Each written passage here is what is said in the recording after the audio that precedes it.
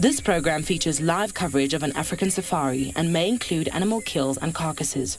Viewer discretion is advised.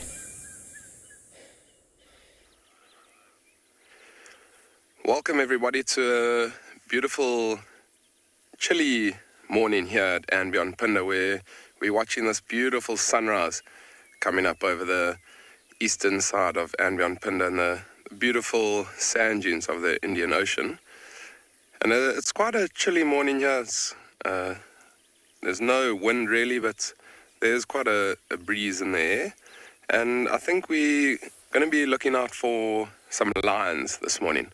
Hopefully they're going to be a little bit active. It is quite a cool morning from yesterday. It was quite a hot day. So we're going to be looking out for any lion activity. And welcome aboard your very own safari, live from the African bush.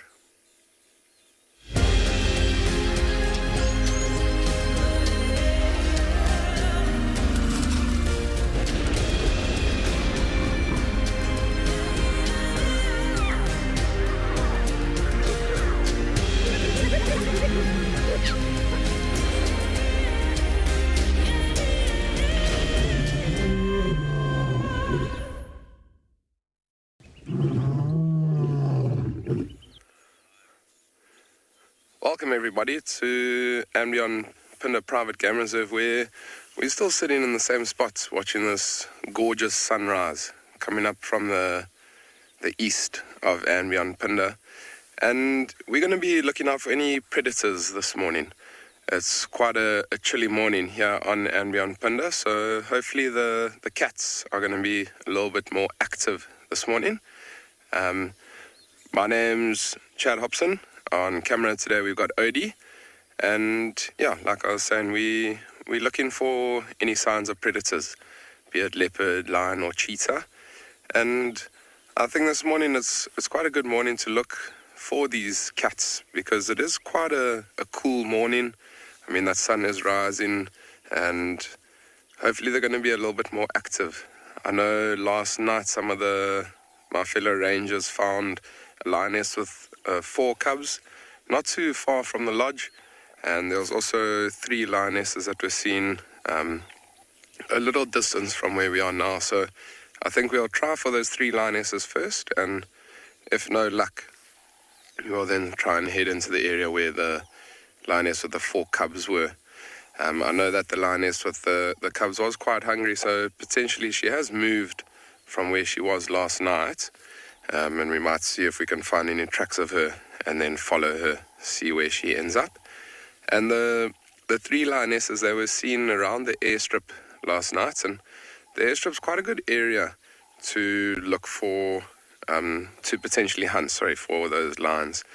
A lot of the animals come out of the thicker areas and into that open area around the airstrip, just so that they can potentially spot predators like lions before they get too close. So it'll be interesting to see what those lions were up to last night, and hopefully we can find them and spend a little bit of time with these lions.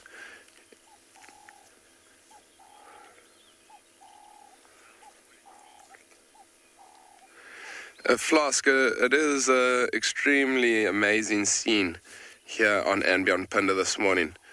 There's not a breath of wind. That sun is rising at quite a rapid rate.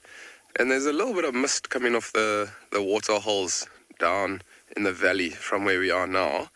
And so I think from right now where we are, we're going to head straight towards the airstrip and hopefully see if we can find any tracks of these lions and hopefully follow them and find them for you this morning. But we're going to continue. We're going to head down towards the airstrip. Why don't we have a look at the weather and see what it's doing this morning?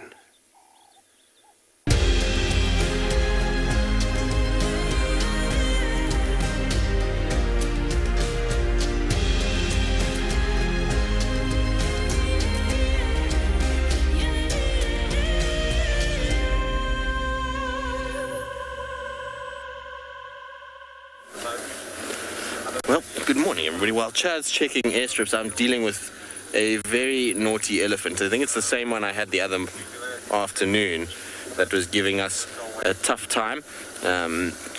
It's a young cow, and she is full of nonsense. She's already come trumpeting at us and hitting branches and just generally being full of nonsense. Hey, stop it. Now, why are you going behind again?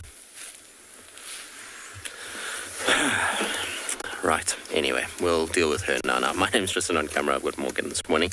I hope that all of you are well, wherever you may be, on a fresh start here in South Africa. It's an absolutely beautiful morning.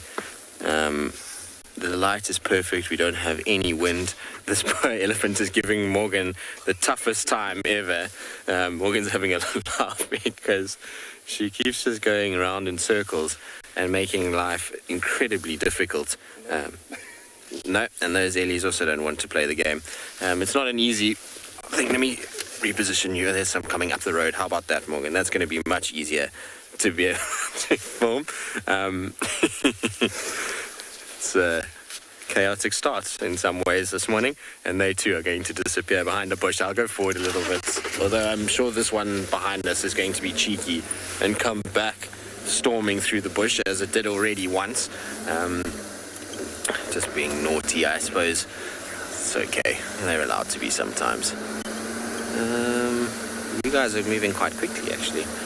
It's not great with the sun. We're kind of staring straight into the sun on the side, which makes it a little bit tricky. But you can just see them kind of walking through that early morning light. It's super pretty this morning. It is cold and it is fresh, but it feels like it's going to warm up and be a lot nicer day. We also don't have that horrible wind that we've had for the last 2 days that is blowing. Right, I think what we're going to do is leave these Ellies. Unfortunately, they are just going into a very thick, difficult area, and I'm not going to off-road if there's already one that's giving us nonsense, because a young female like that has enough power to do damage, but rile up everybody else, and we don't really want a riled up herd of elephants. So our plan this morning is that we just at the moment bumbling slowly south. Apparently there were leopards sawing at mid to little distance from the dam camp. I'm not quite sure where that is, but we'll scratch around and see where we can. Maybe there's a couple of leopards cruising around, so I'm just going southwards just to check. And then there was also last night, which I find very interesting, is that Darkmane kind of came to the dam cam and then he went straight north and west towards Sydney's dam area. But the reason why it surprises me is because the tortured male was fighting with the Talamati lionesses last night. They were having a big argument around Cheetah Cut Line. Now, I would have thought that he would have responded to his females fighting and gone and tried to kind of defend them, but it just goes to show that that injury or whatever it is means that he's not in the mood to be going after other lions, and so he went the opposite direction, and apparently the tortured male is chasing the Talamatis into Djuma. So we'll try to see if we can find any sign of them this morning. The dogs, unfortunately, were found after dark last night, and they had moved all the way to close to the Kruger boundary with Buffels Hook, so they were pretty much. This is a leopard walking down the road here. Not the actual leopard, but a track for a leopard, or is it a hyena? I can't see, it's on the other side. It looks like maybe a hyena. So the dogs unfortunately aren't going to be a prospect for us for now. Hopefully they'll turn and come back at some point. All right, while we carry on down the road and try and kind of calm our frantic start to our morning, let's send you across to Trish so she can say good morning. It would have been wonderful to see all those wonderful big creatures, but we still have hope. There's so much excitement in the morning drive. We're starting off with a tropical tent web spider, just chilling in a common spike thorn, one of my favorite trees out here, and enjoying the sunlight, much like myself this morning, because it is pretty cool, as you would have seen with the weather. But this morning, our weather station that we have at camp registered 10 degrees, 10.6 or something degrees Celsius. So, pretty cool. Hello everyone. everyone. It's me, Tswalu. I've got Kat on camera with me.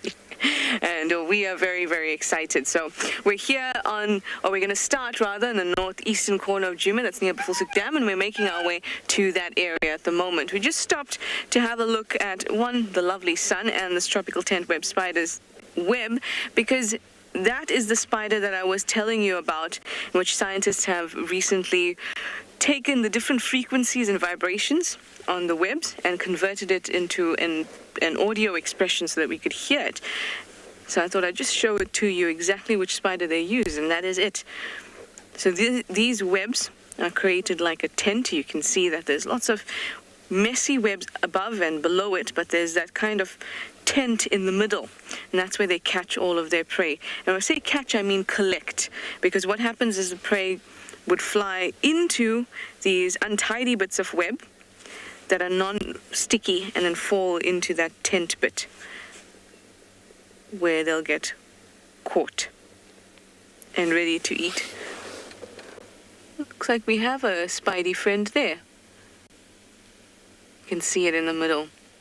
So the way that spiders would communicate or are able to tell what's in their web is by the different vibrations, because each part of each silk strand are of different lengths and sometimes of different shapes, and even made of different types of silk, so they produce a different sound.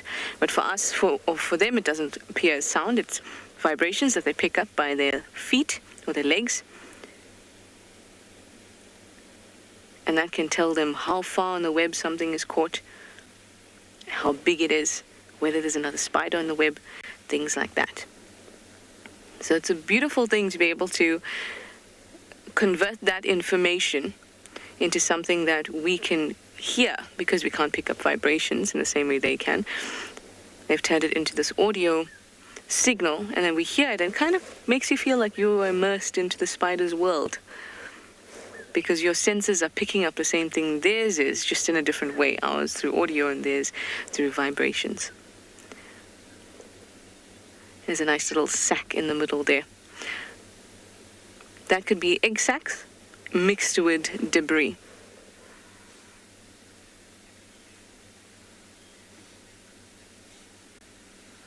Hi Gavin, thank you so much for joining us this morning. You'd like to know if the silk can be used for other things? It certainly can. Some strange things have been made out of spider silk. There's a company that makes men's ties out of spider silk. There's one fashion designer, that's made a dress out of spider silk. But most of the research, meaningful research that goes into what we can use spider silk for, has a lot more to do with things like using it for scaffolding or ropes, that kind of thing, because it's so strong.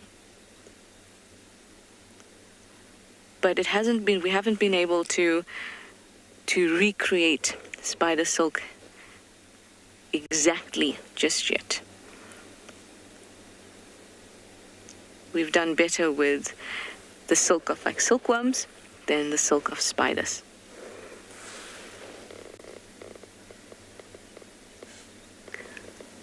To me, it looks like it's enjoying its morning.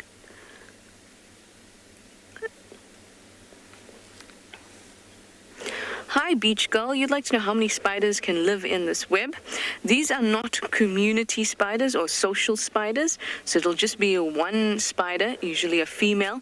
There'll be males that will travel along, mate with her, and she will create egg sacs, like what you see in the middle. See where she is in the middle? There's these sac-like things. It's a little obscured by the leaf of this common spike thorn, but those little egg sacs, they're her little ones, or her spiderlings, will hatch out of there. And then once they hatch out, they'll disperse, and you'll see tiny little ones all over the place. Tiny little webs just like this one. Now, if we actually look a little bit or less close, you'll see there's quite a few of them all around us that I can see. And what the tropical tent web spiders do is that they are not social spiders, so they don't cluster together like a community nest web spider does. but you will find many of the webs close together. I can see some further out to my right as well.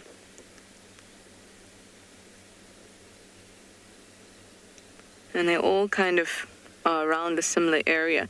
And a lot of the time you don't see them. In the morning it's a great time to see them because little bits of dew and condensation fall onto the web, and then the sunlight through them helps us to see them.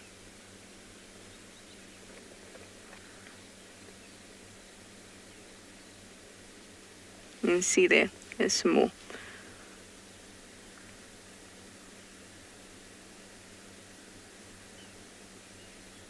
See how it becomes really easy to see it with this morning sunlight. It's just that perfect amount of soft light, not the harsh one.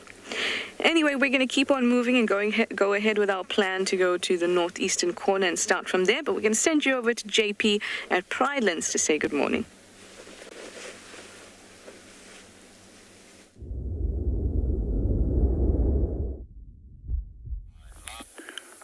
Good morning and welcome to Wild Earth.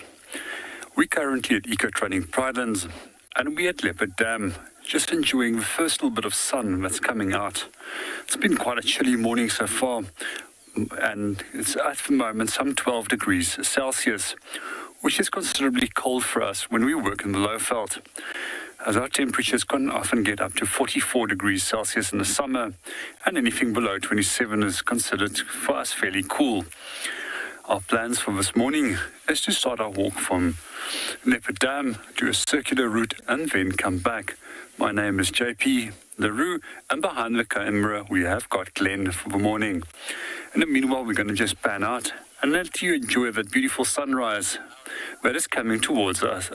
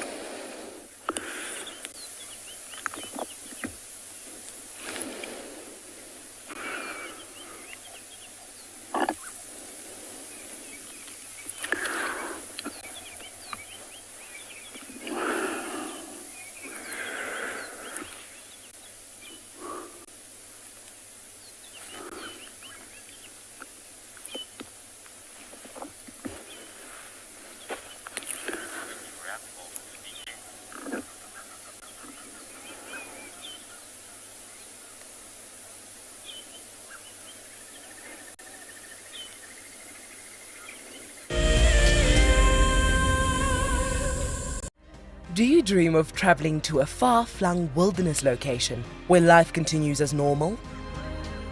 A place where you can escape to nature and breathe. If you become a Wild Earth explorer, then this could soon become a reality. Subscribe today and stand a chance to win regular travel prizes. Wild Earth Explorers, it's in your nature. So in 1998, we had this idea to go and put a live web camera on a waterhole somewhere in the Sabi Sands next to the Kruger National Park. And I approached just about every single landowner and everybody thought I was completely crazy until I met Yuri and Pippa Moorman. We thought it was definitely a fun idea and a worthwhile thing to experiment. And it immediately became a runaway success. And it gave people all around the world the opportunity to watch a little piece of Africa day and night. Back in 1998, it was the very early stages of the internet. And all we were able to do was to get a 30-second refreshing JPEG out of that camera. But over time, what we began to do is focus more and more on trying to develop this concept of giving people the opportunity to go on safari. Even though we live just 500 meters up this hill, we still put the camera on to see what's happening. Absolutely, we watch it ourselves. I got into wildlife filmmaking because of a passion for nature and a notion that I could make a difference. Helping others fall in love with nature brings meaning to what I do. It's also a lot of fun. A couple of times per week, we receive some very heartfelt messages from viewers telling us about how Wild Earth has made a difference in their life, whether it's helped them through a difficult period or simply helped them to reconnect with nature. I think that's why we do what we do. Guys, just watch what's happening. See, watch the elephants, watch the lions. See, the first ones to run are the cubs. Can you see them? They are right here. I'm not sure how scared you were, but I was quite nervous. But absolutely incredible. Expect the unexpected here on Wild Earth daily.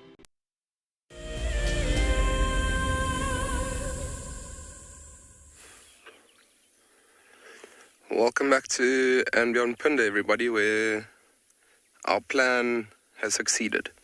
We've come down towards the airstrip and we found these 3 beautiful lionesses just lying in the road on the side of the airstrip.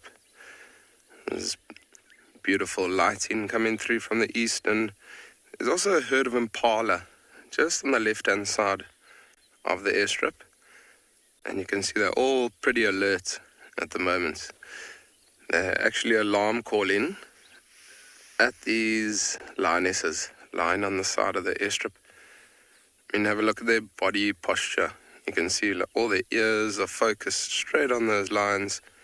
They're all standing up tall, watching what these lions are doing.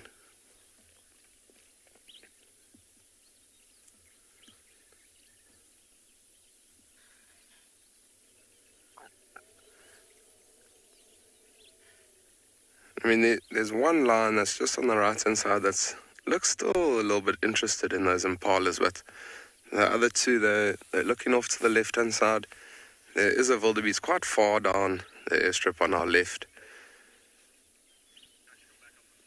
And I mean, it's probably not the best opportunity for these lions to hunt, as this area where we are is pretty open, so there's no thickets or anything like that for these lions to be able to try and stalk up to the impala or the wildebeest.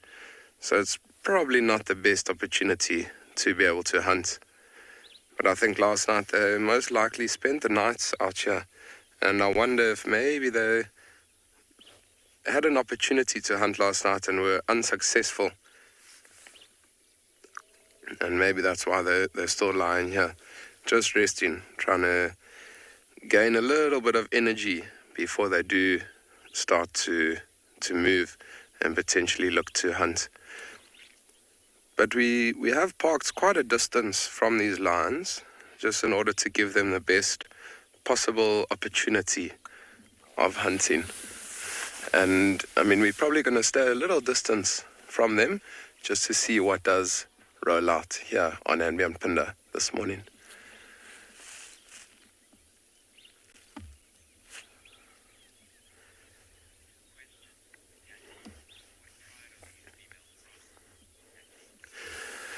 Patsy, so these 3 lionesses that we're looking at the moment, they're from the pride called Mountain Pride, and they're part of the same pride of the lioness with the 4 cubs, as well as the lioness with the 3 subadult cubs. And these 3, none of them have youngsters at the moment, and they've almost sort of broken away from the pride, and they've spent a lot of time by themselves. They've actually recently been heading quite far north in the reserve, and it's interesting because we've actually seen the north males mating with 1 or 2 of these lionesses. So it'll be interesting to see in a couple of months if 1 or 2 of these lionesses don't have cubs, and I mean, potentially they'll then settle a little bit further north from where we are at the airstrip now. And you can see there's one up at the moment. Nice big stretch. Yawn. Let's see if they do start to move towards us.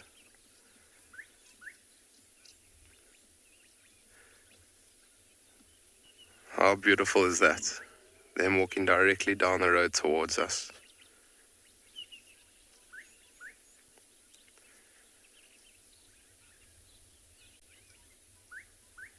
There's beautiful lights coming in, and having these lions walk pretty much straight towards us is a beautiful start to a Sunday morning.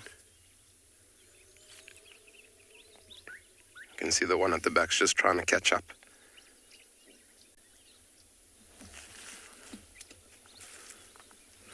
They might run past us, and then I might have to just turn around. I'm just going to start the vehicle and try and turn around. Let's see where they are going. It seems like they're actually starting to go off in quite a dense area, but let's see if we can stay with them.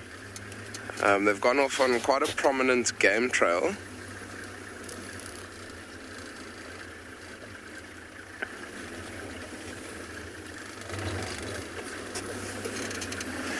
So we're going to try to stick with these lions. For now, we're going to send you over to Ambon and Gala to see what their plan is for the morning. So, Charles?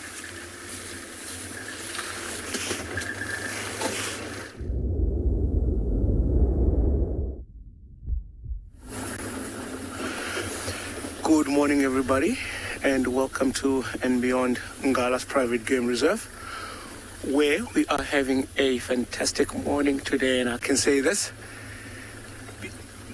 because our morning has been filled by nothing but lion audio and lions roaring almost everywhere.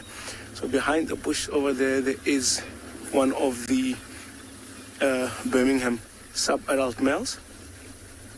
He's currently walking behind a very thick bush. So I'm going to see if we'll be able to get a loop and get a view of this animal.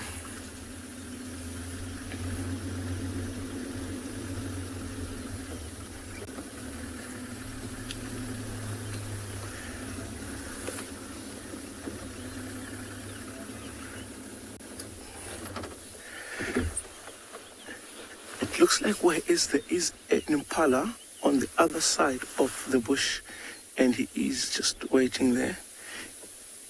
I wonder what's going to happen here. So apparently this morning, the whole Birmingham Pride, we just heard them roaring all over, and it's just been crazy because the two Ross males have been fighting and vocalizing and chasing all the other young males. Yes, it is that time of the year for them to be kicked out of the pride. And I think this particular young male, because they have been trying to kick him out for the past couple of years, so he kept his distance.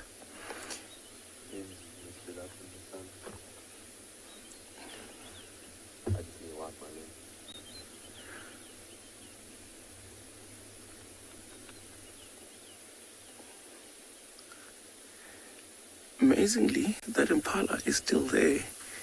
And you can see this young male doesn't seem to be interested. He's got much bigger issues to worry about.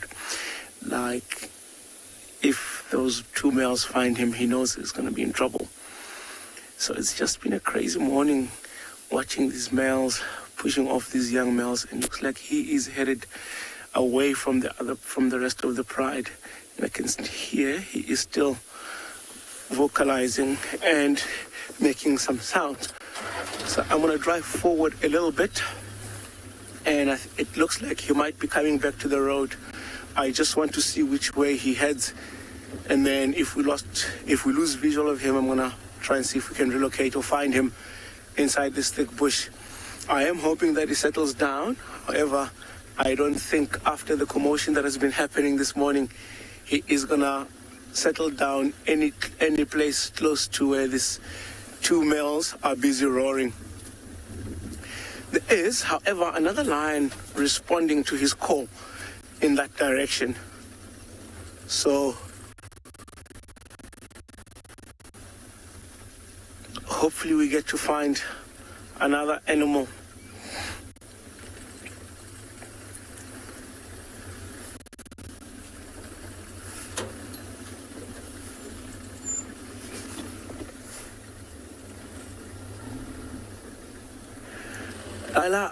I believe you're asking, do Pride members identify each other? Yes, they do. They know each other very well, and they can identify each other. and they are well aware of each other's sounds that they make and all those type of things. So, for example, right now, if he comes across a Pride member from the Birmingham Pride, he will easily recognize and identify that this is from his Pride. But if it is a different animal from a different Pride, he will also know. Look at that beautiful male he has grown to become. He has survived against all odds. And I remember watching a fight, I think this was about 2 years ago, when the Ross males wanted to chase him out.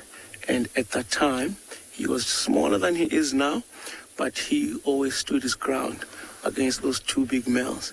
So it is nice to have watched that over the past couple of years and to see how he has survived.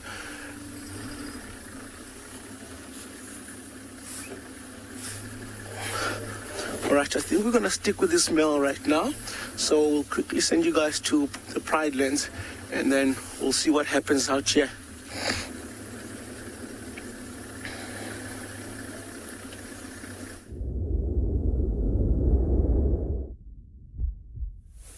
Good morning and welcome back to Pridelands. We're just busy admiring the handiwork of an elephant where it pushed over a corkwood tree. This is known as a velvet corkwood. And what the elephant was after was actually the roots of this plant. So quite often the roots actually store a large amount of water. And this is one of the trees that was taught to us as essential for surviving out in the wilderness. If you are lost, you can always dig open the roots and use the roots to gain water, as well as chew on the roots to gain some sustenance. Now, the tree itself will actually regrow again, as it's quite a hardy tree.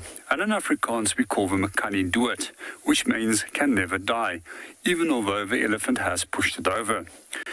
Elephants often push over trees, and they also do it to maintain a balance between the grasses as well as the trees in the area, as they feed on these two different plant groups at different times of the year. There's a few fascinating things about these corkwoods, and one of the things is a practical application for the resin that comes from these plants. And for almost over 2,000 years, it's been used for making incense as well as myrrh, which is some of the biblical gifts which was given to Jesus Christ at birth. And then if we come back to the wood itself, it's a fairly soft wood, hence the name corkwood, as it's light, and it makes absolutely wonderful base plates. And this is one of my favorite plants to use to make a base plate for making fire by means of friction. You can also eat the fruit of some of the species. Well, quite often the resin of some of these trees are also then boiled and is then used for making a soap, which you can wash clothes from. It's lastly also the resin of some of the species are also used as a hair straightener.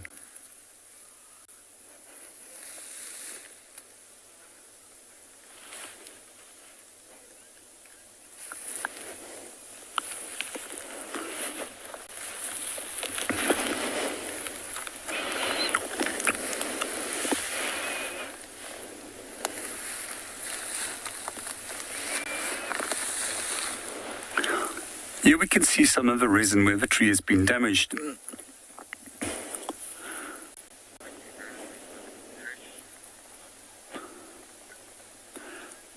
And meanwhile, we're going to continue our walk and see what we can go and find. And we're going to hand you over to Trish and see what she has to offer.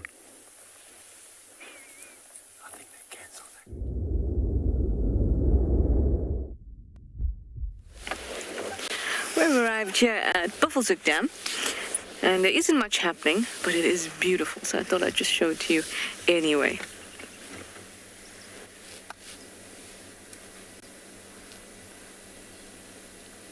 It's so still, the water is so still, it's this perfect reflection.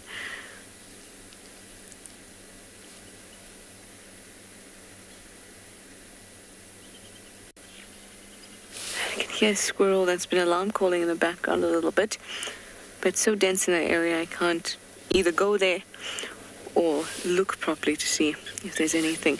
But it's always nice to just kind of wait. Maybe something will pop up.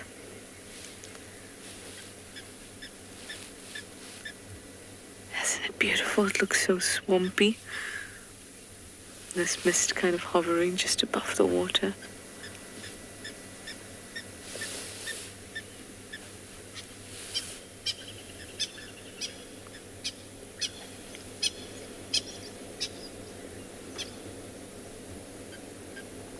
I think I'm just going to take a few seconds to enjoy the scenery and the sounds. Everything is so fresh, but the sun is just starting to heat it up, so it's a very special time of the morning.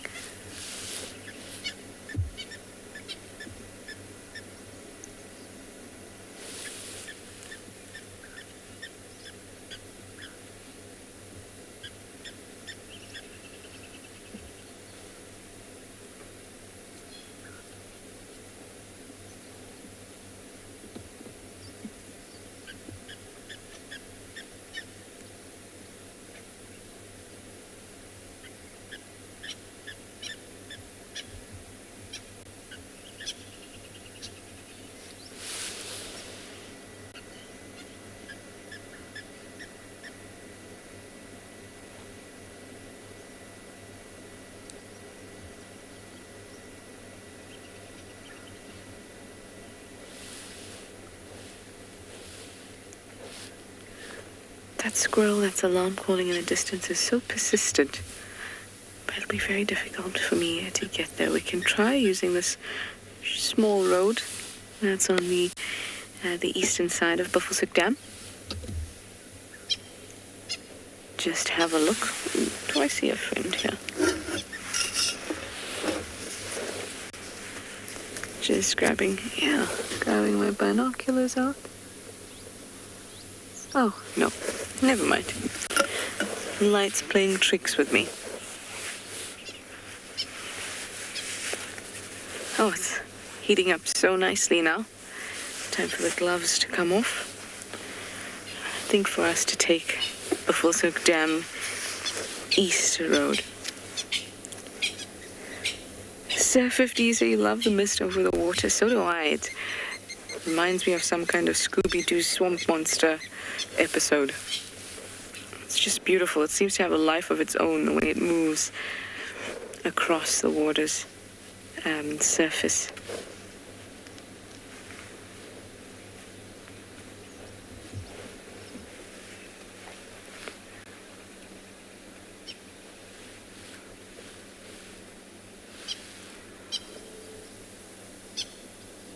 There's an echo, can you hear?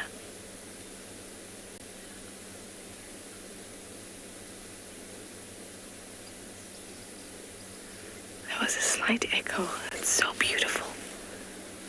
It feels intrusive for me to speak loudly. It's so beautiful. Okay, let's get a move on. Use Buffelshoek Dam East and see if it's fruitful at all. Hopefully we'll be... Oh, and as soon as I decide to do that, of course, the squirrel stops shouting. Well, then I'll see what clues I get and what I'll follow up on, but I'll send you over to Pinda in the meantime.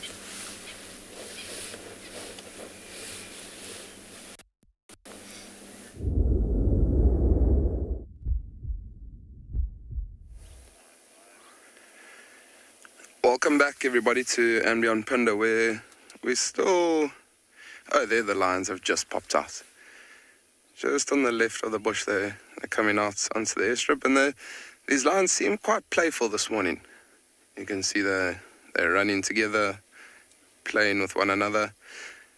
And just before we did lose them, they actually saw a wildebeest, and it seemed like they sort of tried to get a little bit closer and then duck off into the bush. And maybe they were trying to loop around a little bit closer towards where that wildebeest was. But that wildebeest now has moved off quite a distance. So now it seems like they've come back out onto the road. And these three lionesses, they are still quite young. So they are quite playful this morning. I mean, I was saying a little bit earlier that it is quite a chilly morning here on Ambient Pinda, so I mean, the predators are generally a little bit more active in the cooler hours of the morning. And I mean, it just shows that it's a good morning for predators. You can see this one here. Look how beautiful that is, with that sun gazing on her. And she's still looking around, seeing what might be out there.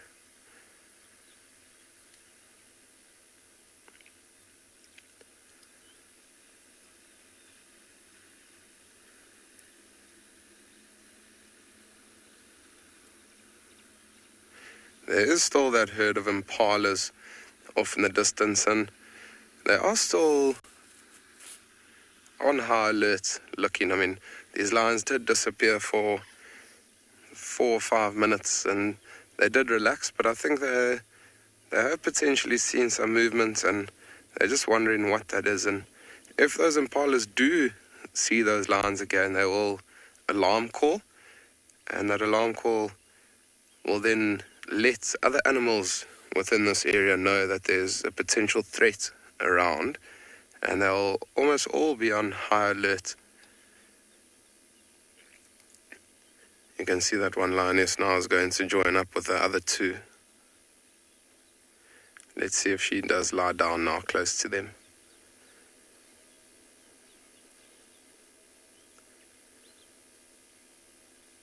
She's still looking back. It does look like she's looking towards us, but that wildebeest that they saw a little bit earlier on walked a little bit further off to our right-hand side now, and I think that's why she keeps looking back. A wildebeest is a nice prey item for these lionesses. I mean, an impala, it's quite a small antelope, and I mean, there's a lot of energy that they're going to have to use to be able to catch an impala, whereas a wildebeest also, they are going to use a lot of energy, but there's a lot more meat on a wildebeest compared to an impala. And for 3 lionesses, I think it's definitely worthwhile trying to go for the bigger antelope, being the wildebeest.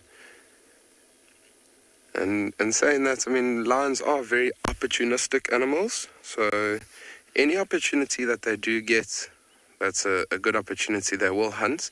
So I mean, they will hunt impalas if it's a good opportunity, but they'll rather go for something bigger, like a blue wildebeest or a zebra.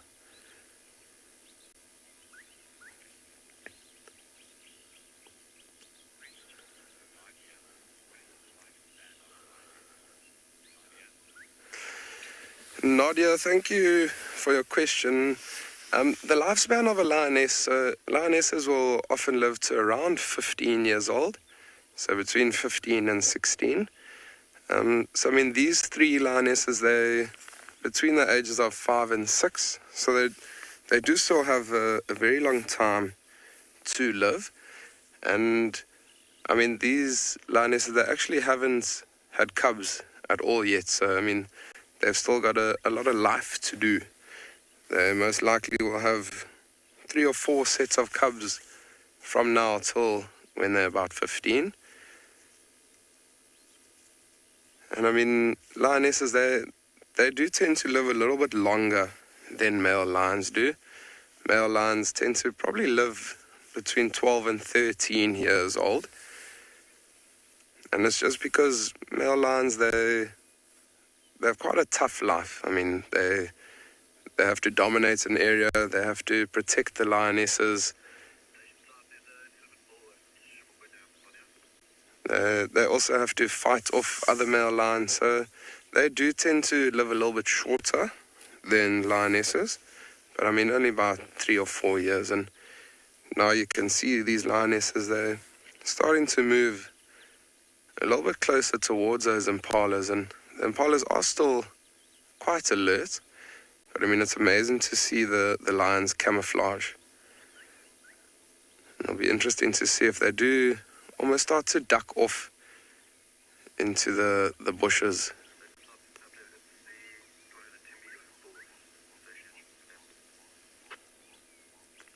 And the one furthest away from us is just laid down now in the shade. Still looking quite interested in those impalas though. I mean, I was saying a little bit earlier that they could have potentially hunted last night and been unsuccessful. I mean, lions, they aren't the most successful hunters. They will often hunt a couple of times before they are successful.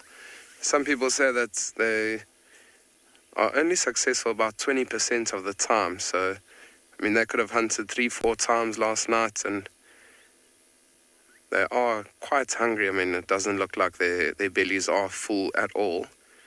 So that's why they are quite interested in that herd of impalas just on the airstrip. But it isn't the best opportunity to hunt. But saying that, I have seen lions hunting impalas here on the airstrip and been successful. So we must never say never. You never know what happens. But I think it's definitely worthwhile spending some time here with these lions and seeing what they do get up to on this cool, chilly morning here on and beyond Panda. We're going to stick around. We're going to stay with these lionesses. We're going to see what they get up to. But for now, we're going to send you over to JP at Pridelands and see what he's got for you.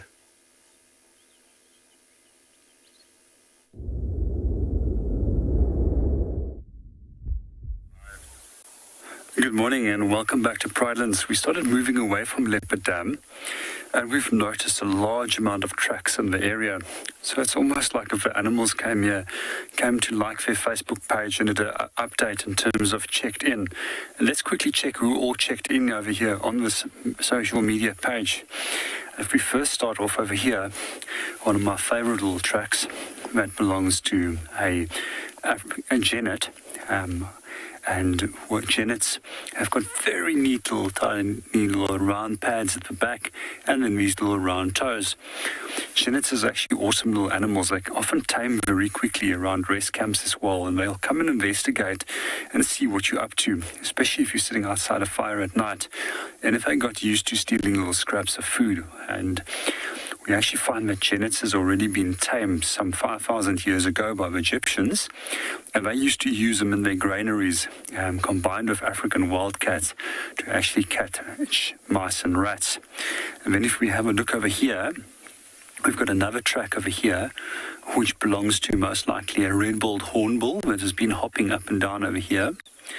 And then as we progress over here, we've also got zebra that has come in this area. You can see the round track with a tiny little triangle at the back. And then here, we've got another bird that has just walked over here. And this one, you can see 1, 2, 3 toes pointing forward. It doesn't have a hind toe. This belongs to a corsair. It's most likely a bronze-winged corsair, which we often see in the area. And then as we continue over here, we've got this little trail of tracks over here. And there we see 1, 2, 3 toes forward and 1 toe backward, and the toe being dragged. This is quite often francolin, and it's most likely a crested francolin that moved off over here. And right over here, we've also got a giraffe track, fairly long track, fits neatly into a rectangular little square. And then we also have this little mound of swill that's raised in the front, which is typical of giraffe. We're going to just continue and see what all these animals have been up to, and then move off and see what else we can find.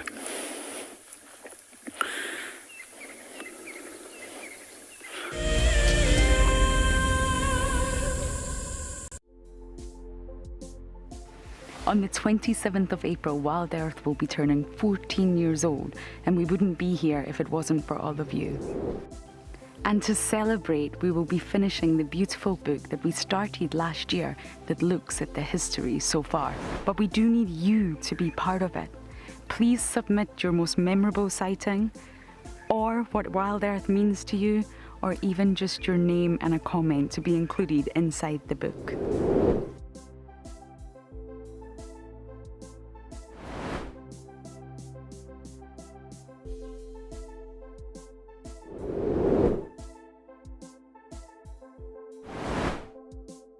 Head over to the website to add your name and reserve your copy.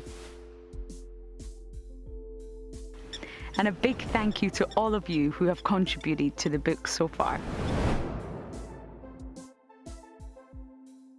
I was quite surprised and excited to learn that I had won the Wild Earth prize for March. My wife and I started watching Wild Earth during the lockdown, just to allow us to get out of the day-to-day routine and enjoy some of the bush sightings.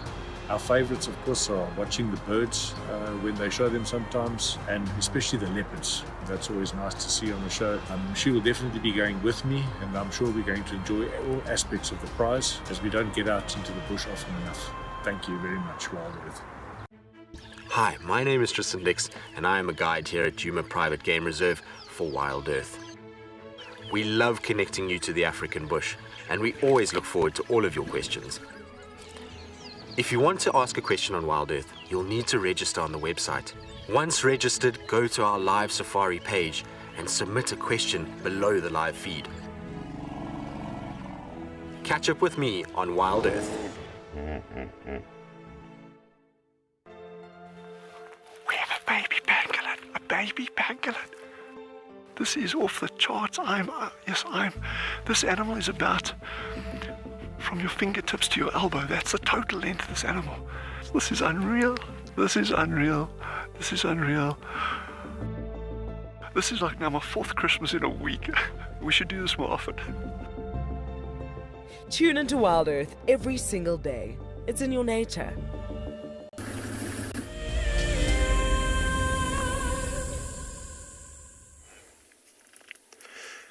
So we're still sitting here with these 3 lionesses who are still pretty active.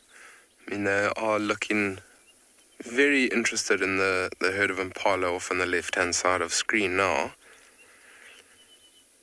And it's amazing, it almost seems like they're strategizing what to do. I mean, those impalas for now are standing right out in the open, but I do think that when it does start to get a little bit hotter this morning, that those impalas are going to start moving off into a little bit of a thicker area, and that's the perfect area for these lions then to be able to hunt. I mean, it's all about strategy and time. They've got to be patient. They've got to wait until the best opportunity comes around to be able to hunt.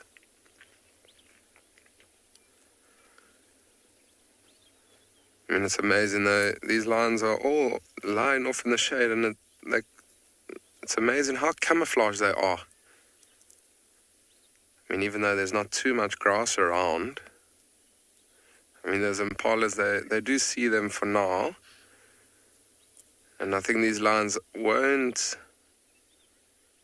stop looking at those impalas until they go into a good area where there's a potential to be able to hunt. I mean, also being quite young lions,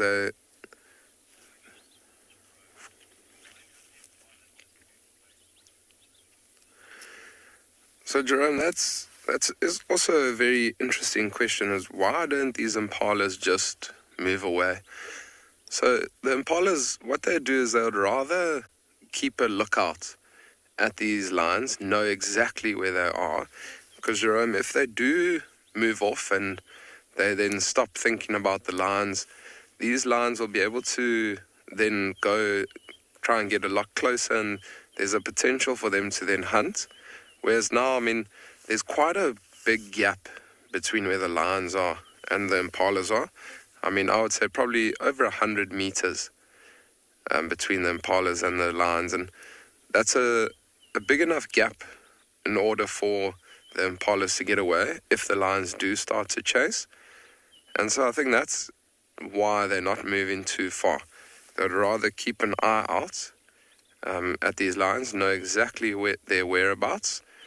Whereas if they do move off, they're then going to lose sight of the lions. And I mean, with it being quite dense on either side of the airstrip, then it would be a good opportunity for these lions to hunt, and those impalas would have no idea of where the lions have gone.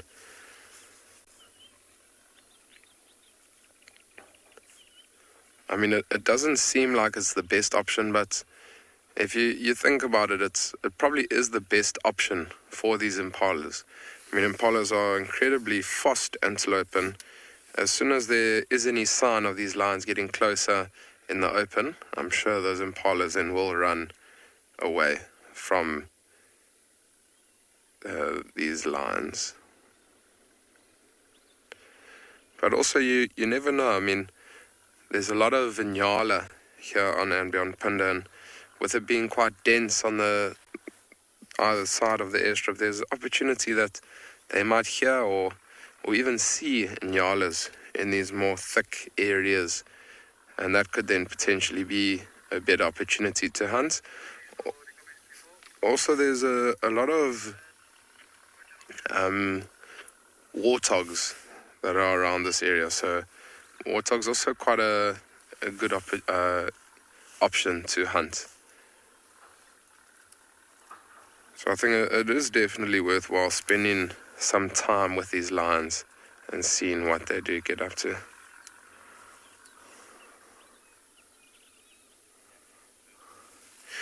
As Static Birds, thanks for your question. So impalas, they are said to snort.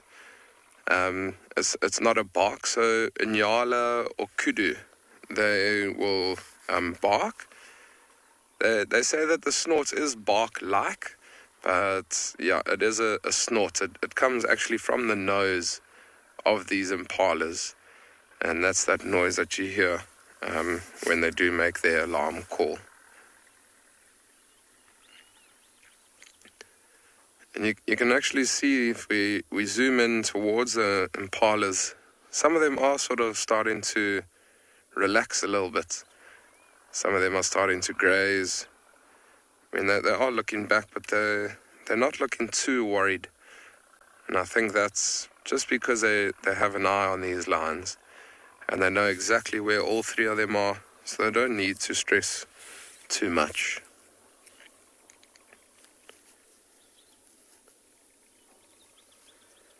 You can see some of them have their heads down. They've almost stopped alarm calling. They're almost going back to their normal behavior.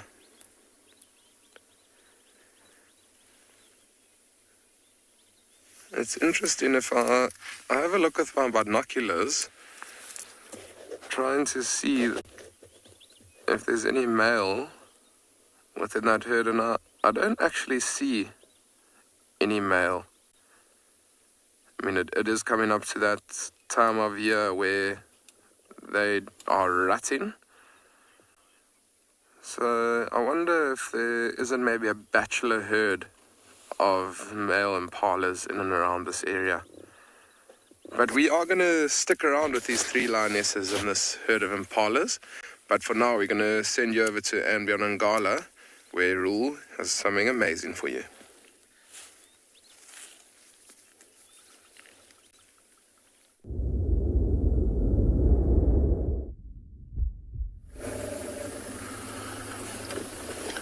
You can see he's still on his own journey walking down the road, and every now and again he stops in one of these bushes, takes a proper sniff. I think it might be the places where the raw smells have been marking their territory after trying to dominate him and the other young males within the pride.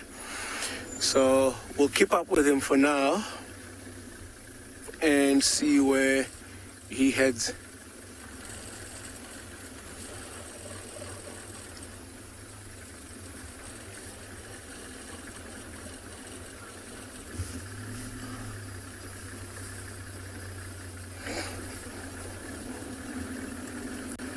It is not easy being a young male lion, especially when there's two big males that are trying to push you out of their territory.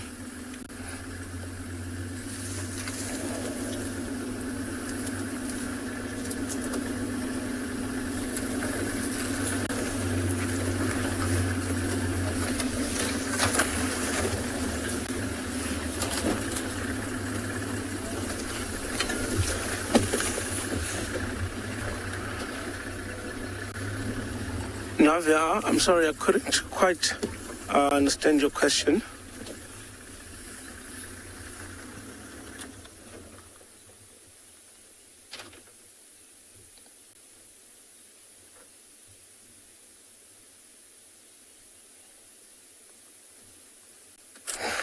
So I believe you're asking why do breakaway prides happen.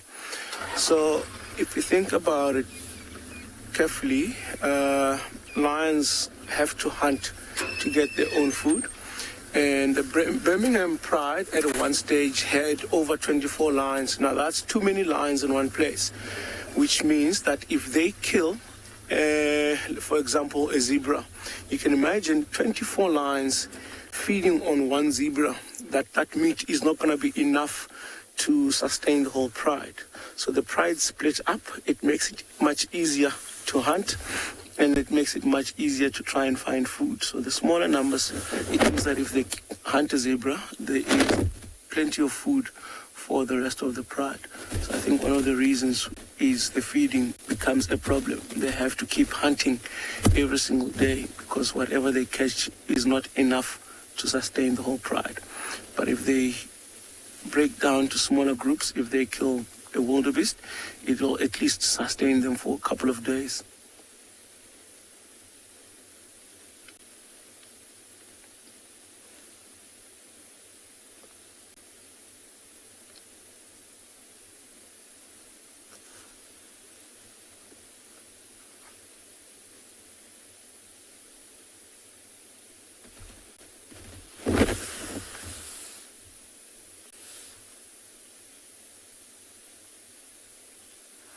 Vicky, you're asking what happens to the dominant males once they lose their rights to the territory. So the new dominant males will chase them out of the territory. Sometimes the males might even fight to the death, because if males don't really want to give up, but once they lose it and they run away, they are no longer welcome in that territory. So which means they're going to have to be kicked out and chased away like they've been doing to the other young males within that territory. So it's quite interesting because in a few years' time, say new males come into this territory and then they fight against the Ross males. And if those new males win, they have to kick the Ross males out. And then the Ross males will now become nomadic and have no territory to run. So that's what's going to happen to them. And often, because they get into these fights and they're very old and they get injured and wounded, most of them don't survive after that.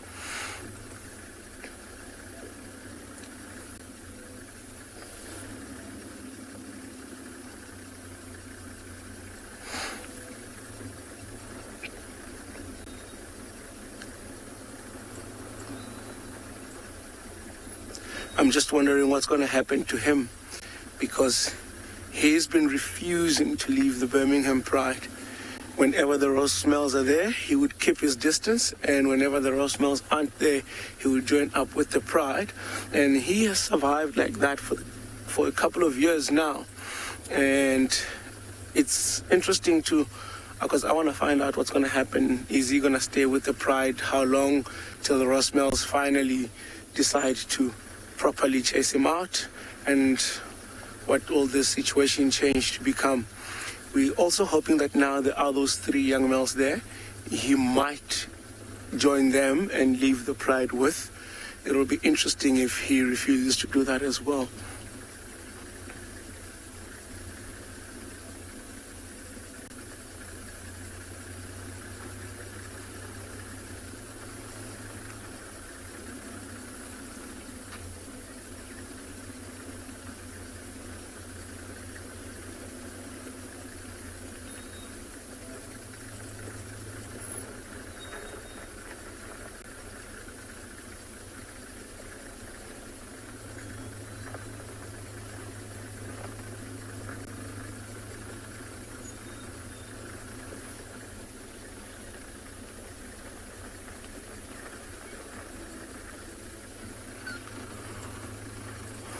All right, I think we're going to stay with him for a while, maybe see where he settles down.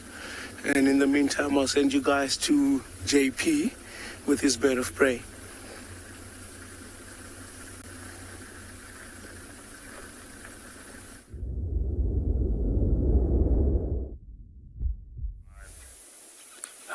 Good morning and welcome back to Pridelands. We just located in a very young martial eagle that is just on top of a nest at the moment, just stretched its wings and might fly off very soon. This is all around one of the largest birds of prey in southern Africa. If we take their combined height, their weight, as well as their wingspan, they can range anywhere from 3.3 kilograms for a male up to as much as 4.7 kilograms for a female. And generally we find that female eagles are larger than that the males are, as the males have to be more agile in terms of being able to hunt, while the female wants to be larger so that she can protect the nest and the chick that's on top of the nest. If we look at the bird, you might see that it's got a very pale head, and if it does turn towards us, you'll notice that it doesn't have a typical black chest, what we will see with an adult, a martial eagle.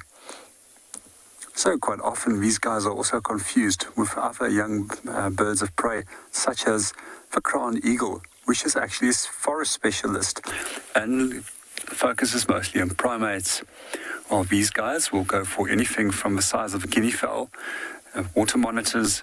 I've seen them taking young little crocodiles, and even one that I saw one day trying to attempt to go for a duiker. It is said that they can go for up to 8 kilograms in weight in terms of size choices when it comes to prey. We're going to meanwhile send you over to Pinda and go and see what they've got.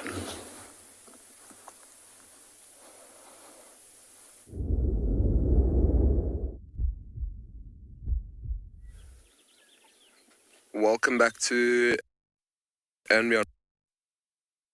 We're a couple of minutes in. Two bulls that out of a waterhole, and have a look at the size of those tusks on the one on the left.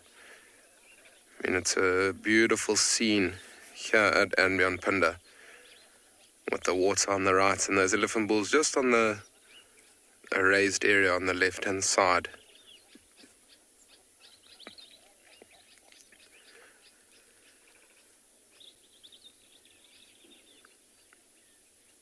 You can see those tusks on the one, the further side from where we are, just incredible. So that elephant is actually elephant from Tembe Elephant Park, which is just south of the Mozambican border, and it's one of the first times that a tusker has actually been relocated into a different reserve. And this elephant was brought in from Tembe Elephant Park about 6 or 7 months ago onto Anbion Pinda, and it's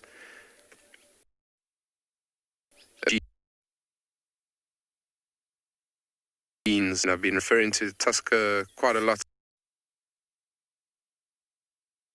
and weigh over 100 pounds each, so that's probably about 60 kilograms, and I mean that's a fair amount of weight carrying on each side of the elephant. And if you do look quite closely on the tusker, the one in the front, you can actually see that there is a collar on him. And that collar is there just temporarily, just for us to be able to monitor where he is. Just to monitor and see that he's settling down well here at his new home in Anbion Pinda. And I think within the next couple of months, we'll most likely then take that collar off once he's settled down. I mean, you can see that he seems like he is doing well. He's even found another bull that he's going around with feeding. So it's nice to see that he is with another elephant bull, and it'll be amazing when this elephant bull does potentially go into the herds and start mating with some of the females that are in estrus, and he then will pass on that tusker gene into the herds of elephants here on Anbion Pinda. And then hopefully in the near future we'll have a couple of more tuskers around on Pinda. But I mean, those tusks are just amazing. They're so impressive.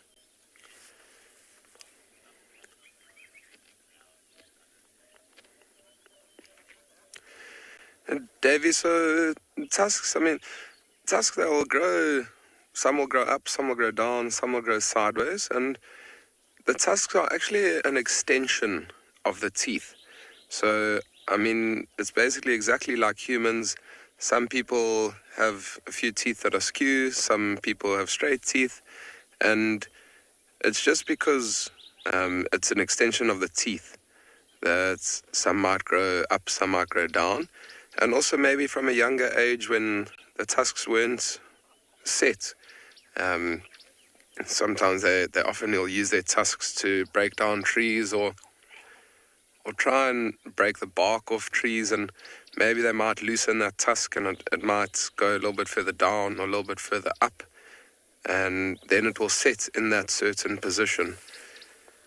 So that's why sometimes you see elephants with different shaped tusks.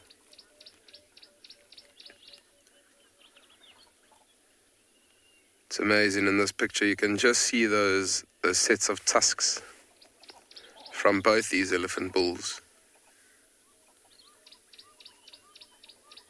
You can see that they're feeding off the grass there on the edge of the water. And with there being so much rain around lately, there's a lot of moisture in the grass, and there's also a lot of grass around for them to feed on.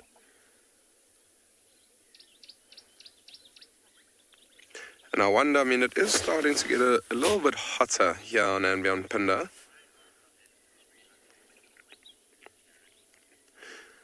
So, Karen, elephants are relocated. For instance, this Tembe elephant bull that we've relocated from Tembe is to spread the genetics of the tusker, because tuskers, they only occur within Kruger National Park, which is sort of northwest from where we are, as well as Tembe Elephant Park, and those genetics, they're only within that area. And this is the first time ever that a Tembe elephant tusker has been relocated, and we're trying to spread those genetics within the elephant herds to see if we can then potentially get more tuskers around. So, sometimes elephant herds might be relocated, just because some parks might have too many elephants. Some parks might not have elephants, so that's why they'll relocate them. But I think for now, we're going to maybe try get another view of these elephants. If we are unable to, we're probably going to go sit with those lionesses and see what they're up to. But for now, we're going to send you over to Tristan and see what he's up to.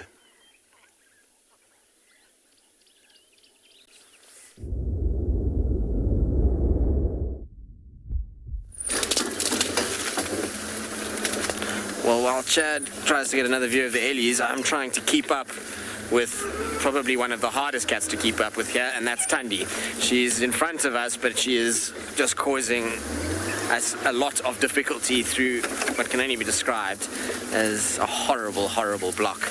I'm trying to see if I can find her again. I just lost sight of her right now.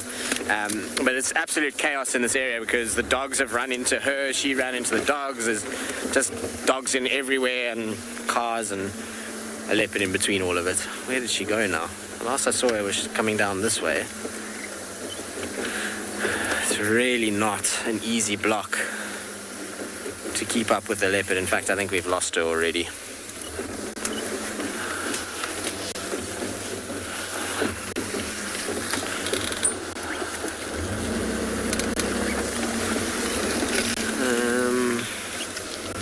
I don't know where she's gone. It's so thick in here and so dense and difficult. There she is. She's in front of us.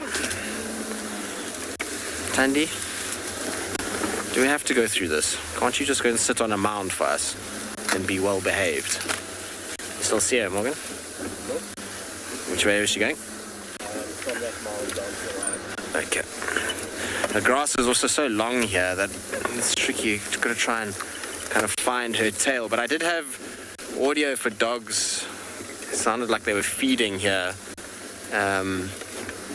not far from where we are. So maybe she's going to go try and see if she can steal something from them. We know that she does do this.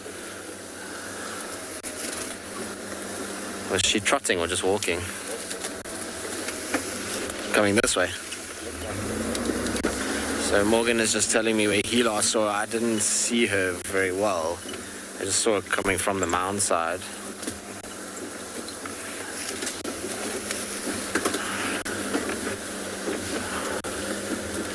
But I don't know where she's gone.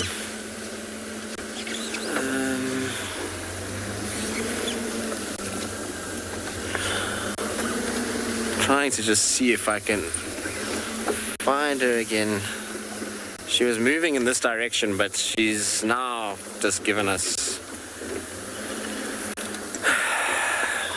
We had her on the road for a while, so it would have been nice to have had her there, but she's obviously decided she doesn't want to be on the road, and I'm sure she's just going through trying to check for where these dogs are. Like I say, maybe she can steal something, or in the chaos of the dogs chasing, if she's positioned close enough, she can find herself a meal.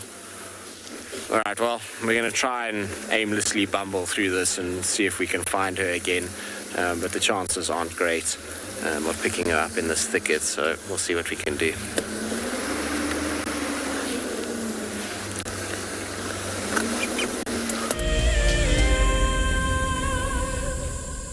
If you love to watch Wild Earth, then we are inviting you to join our Explorers program.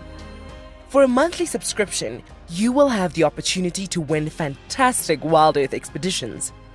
Join our guides for a chat around the fire, receive weekly highlights from our shows, and much more.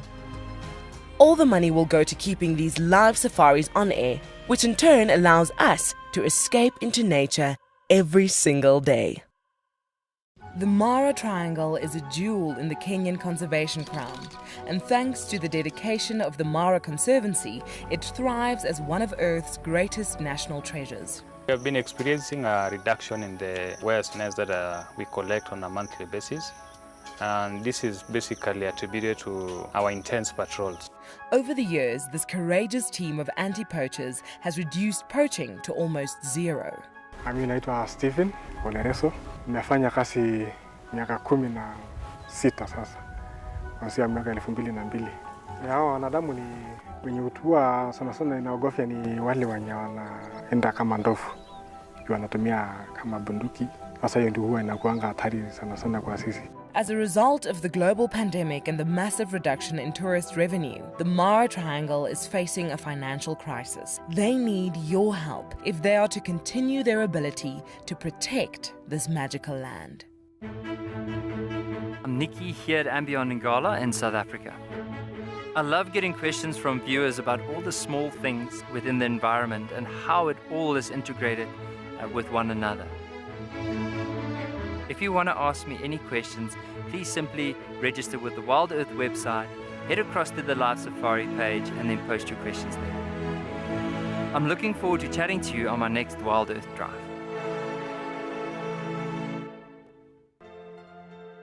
Guys, have a look at what we've got. This is better than my birthday. Look at that. This is the first time that I ever see cubs this small. This is so special. This has officially just become my best sighting of all times.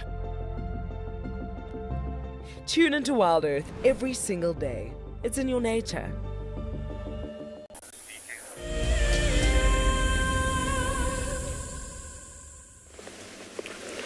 There's a lot of action, it seems, that's happening in this eastern side of Djuma, a very thin strip on the eastern side of Djuma. So the dogs are around this area.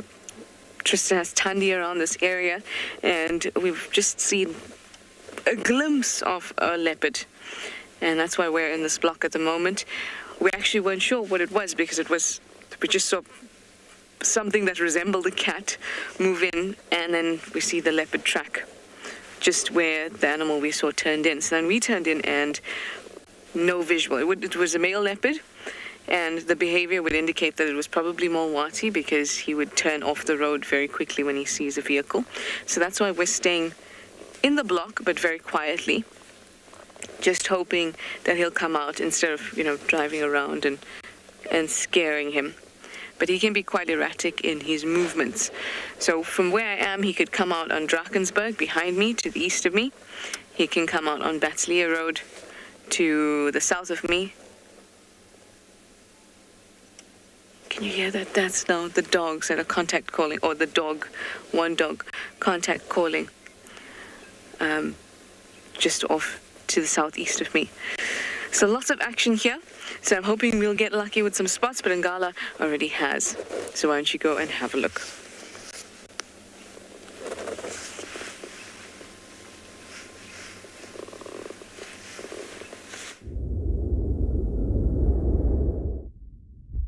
We decided to leave that one young male. He was on his own mission and was heading further and further away. And we just wanted to come and have a look if we could find this cheetah in the morning that we left here. All right, we'll quickly send you guys back to Tristan.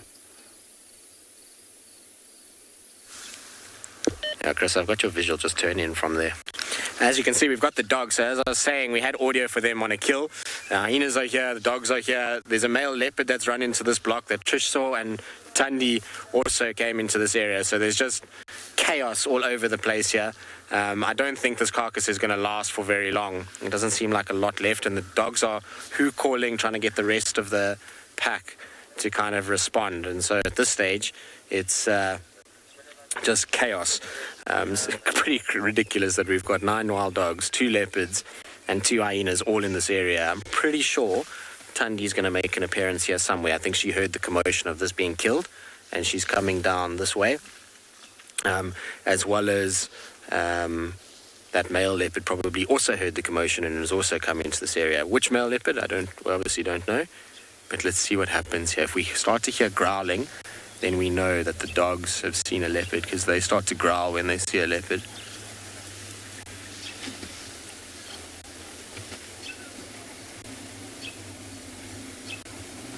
Craziness, absolute madness.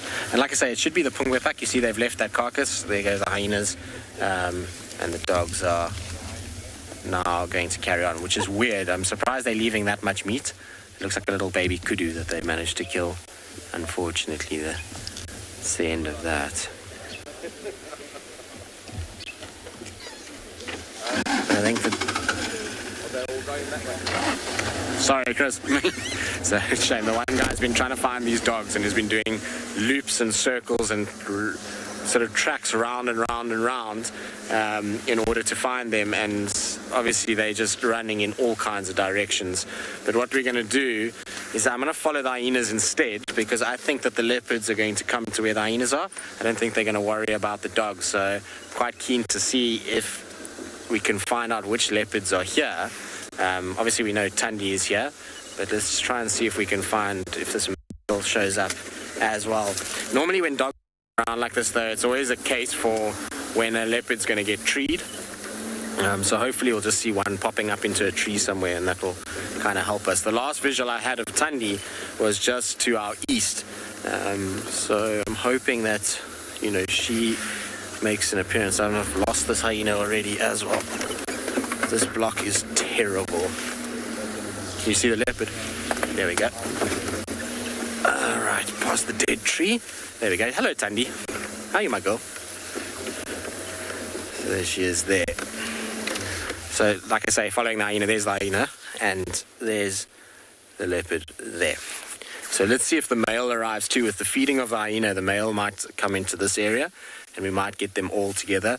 It's so funny because yesterday I was talking about it with Nsele. I was saying that often these more experienced cats do follow wild dogs. They know that wild dogs are quite successful hunters, and much like the hyenas have arrived to try and steal the food. So Thandi has also come into the area, as well as, I'm pretty sure, this male leopard, to come and see if they can't scavenge a bit for themselves as well.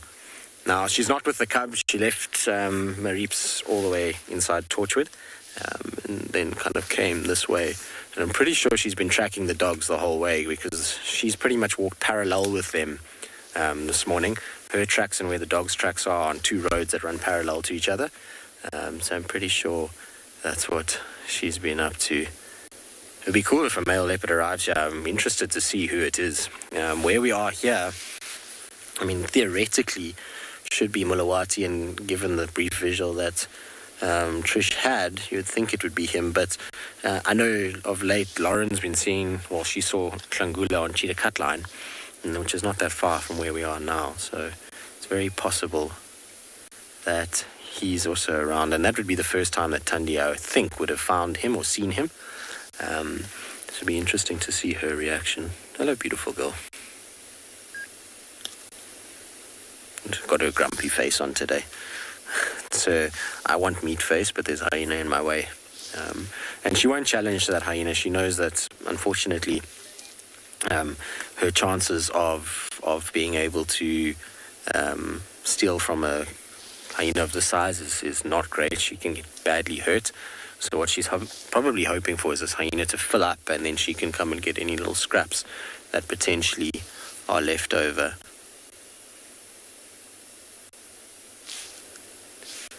You see how she just dropped slightly? It's because the hyena stopped feeding and is looking in her direction. That's why this kind of, her whole demeanor changes. She just starts to settle down a little bit and sort of move and shift so as that the hyena doesn't pay too much attention to her. She obviously doesn't want to be chased by them. She'd rather wait and kind of be patient and let the hyena have its fill, and then try and see if it can get anything from there. But this hyena will clean up what's left there. There's not enough for them to kind of leave anything for her. But amazing now, she's sat down now, and her camouflage is unbelievable. It's why I was saying it's so difficult to follow leopards in this kind of area. You can see her there, but we're right next to her. Imagine if we were 10 meters back, you wouldn't have any idea that she's even remotely here. So that's why they can be tricky at the moment. Until all of this vegetation dies back, we're going to struggle a little bit with being able to kind of spot them as easily as we have in the last few years. But you hear, I'm going to just keep quiet for a bit because I want you to hear how loud this hyena feeds. And that's why I'm pretty sure that male leopard will also arrive here. The commotion of this hyena feeding should attract attention towards them, and that I'm pretty sure the male leopard will hear it.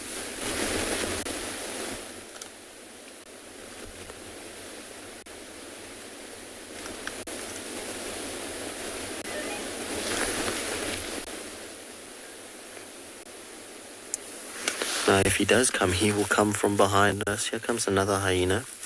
So let's see. See, Thandi's up and she's moving. She doesn't want to be anywhere near these hyenas. She might go towards the tree and then just go up into the tree. If she feels like hyenas are getting too close, then she will. I'm going to keep up with her just for now. Just want to see where she goes. Hyenas all come together now. She's on a mission. She's going to go towards this tree. Let's see if she goes up.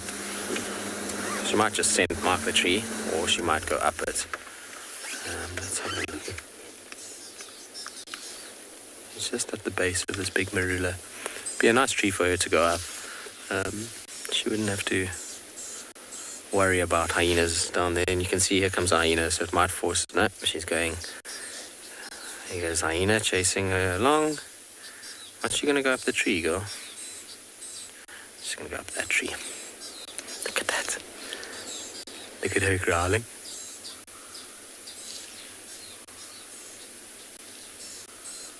I mean, you did pick the most ridiculous tree, Thandi. You can't be that angry with the hyena, you silly sausage. She's just going to sit there. I'm going to try and get a little bit closer to her quickly and see if we can. Such a nice sort of position that she's in. Craziness. What an epic morning. Sorry, hyena.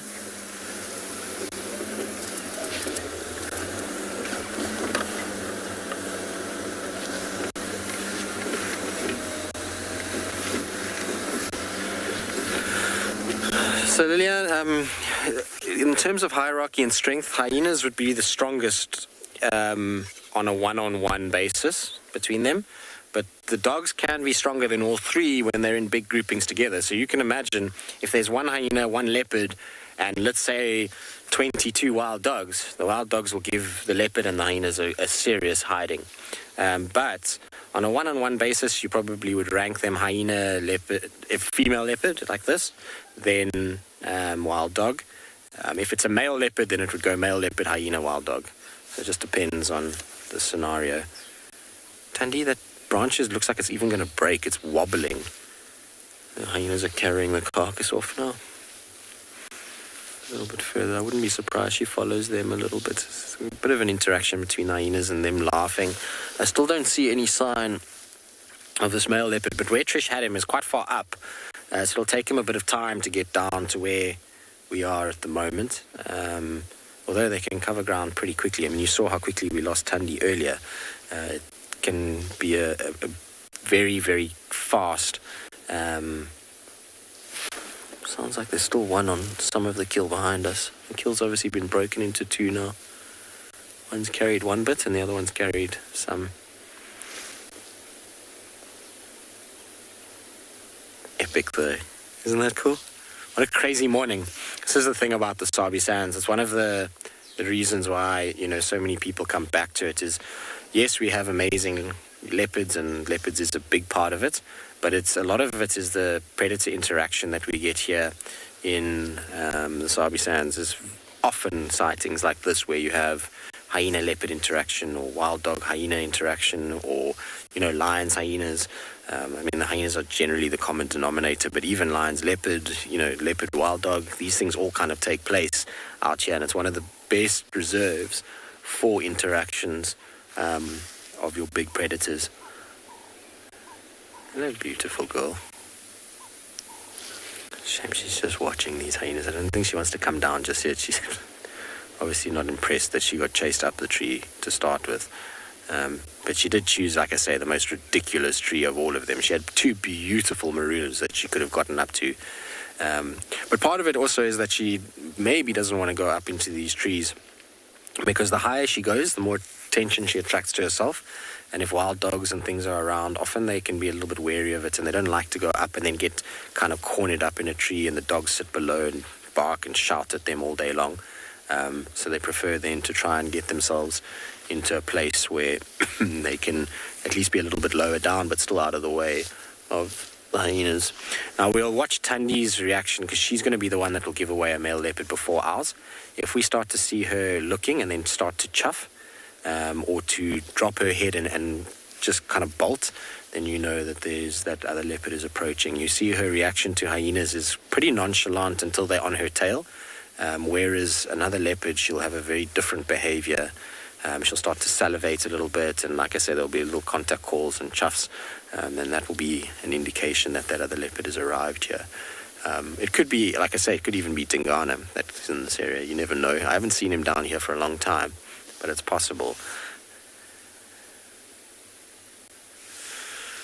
So, Clive, the reason why they're so tolerant of our presence is because they've seen us for many, many years. And when they're little, we try and slowly kind of build up confidence within the vehicles. And the vehicles themselves are not seen by them as a threat because of that. So we don't chase them, we don't hurt them, we don't try and take food away from them. And then on top of that, they're never taught to hunt us. We're a big object, we're noisy. So moms don't teach them. They never feed on us as babies, and so as they grow older, we're not seen as food, but we're also not seen as danger. And that's why these animals are so relaxed. It's just years and years and years of, if you want to call it, positive reinforcement, that we're not a threat, as opposed, as opposed to, if we were to go up to these leopards and steal food from them every time, push them off their kills, they'd very quickly become negative and they'd then see them running away. And that's their normal instinct, is to be shy and reclusive in the leopard's case.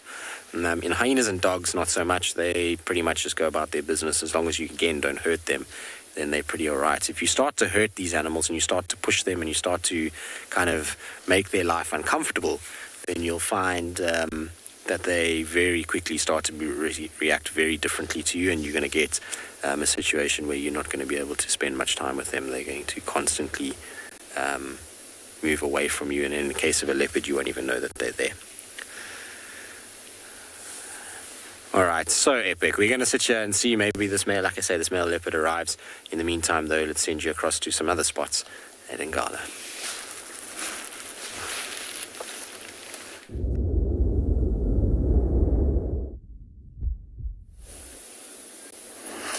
I must say, it has been rather a very exciting morning throughout the different locations, lions on the hunt, leopards and hyenas and wild dogs. And now these 4 cheetah are also up and are active. You know, it's been a very cold morning, and I can feel the temperature has changed, and it is starting to warm up. So I think that's what's giving these guys a little bit of energy. And there's a very short window before the sun gets very hot, and I think it is that time of the hour where they slightly get active. They might attempt a hunt, and if it gets too hot, they might also settle down again. It is nice to see these little ones playing around and chasing each other, trying out their speed.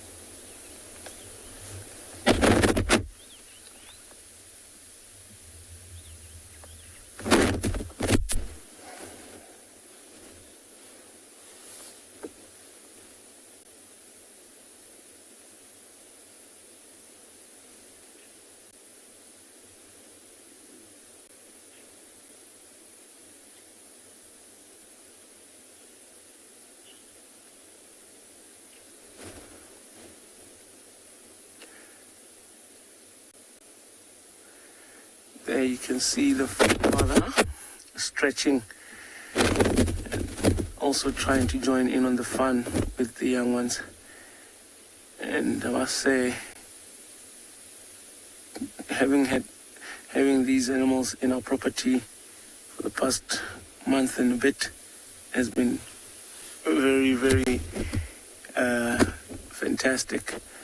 And watching them over the times, because we hardly get to see cheetah on our property, and now we've got this mother and her 3 that have been moving around in the different parts of the reserve. And you can see mom joining in, chasing them around a little bit. All of that speed and chasing each other and ambushing and stalking, that's what they've been learning from the female. And that's what they've been seeing when she hunts. And that's what they need to master. And I think they're learning very well. Even though they rely mostly on their speed, they still need to be able to stalk quietly to improve their chances of being successful in a hunt. And for now, it is just a play amongst the bushes, how they maneuver their way in all of that. But there will come a time in their life where this will be a very important skill to have.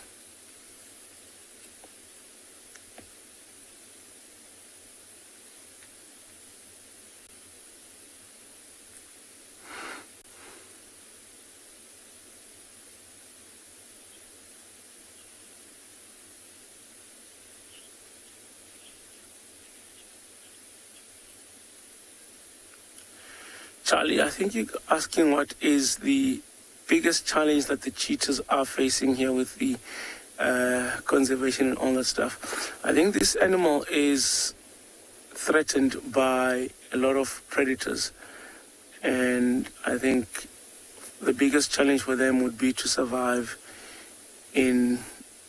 out here, because there is, everywhere that they go, it's one of the reasons why they don't have a territory. They just move freely, because there's a lot of leopards. You can imagine here in Ngala there is lions, different prides, different hyenas, different clans, and all of that are a threat. And in fact, I have seen hyenas here kill a cheetah in the property, which is quite sad.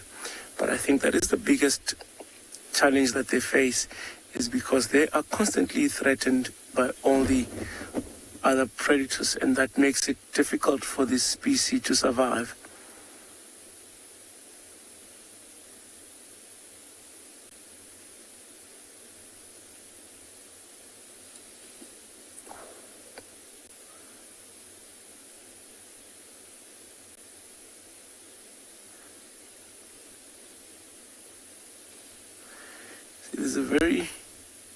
There's a lot of dead branches along where they're running around, and I think I just heard one of them hit a dead or a tree stump. Must have hit it.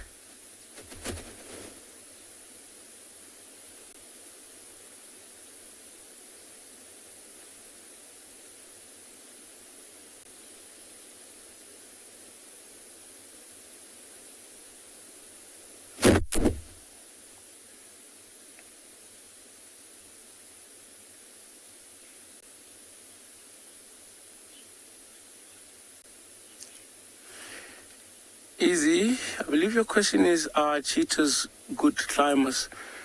Not really. So they are not entirely built for tree climbing. However, I have seen a cheetah up a tree. So if it was a small bush like where they are right now, they could easily climb that. But if it's a big tree that's upright, it's a bit difficult for them to climb. But the tree that I've seen a cheetah on was one that was in a little bit of an angle where it's easier to climb, but not all the way up to the branches, maybe to gain a little bit of height, be off the ground, scan the area, and then come down to the ground. So they are not really built for climbing.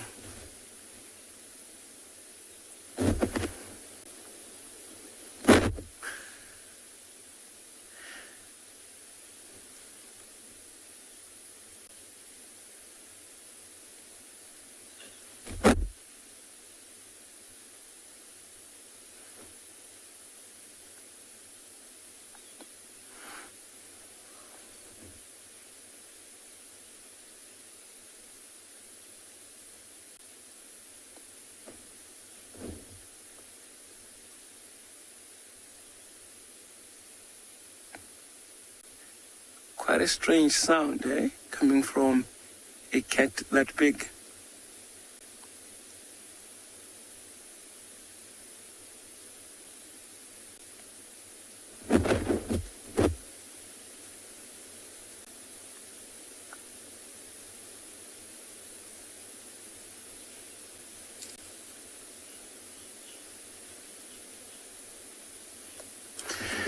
When you're asking at what age will these cheetah finally leave their mum, I think they're very close to that age. So we're thinking they're somewhere around a year, if not a year and a month, or just under a year.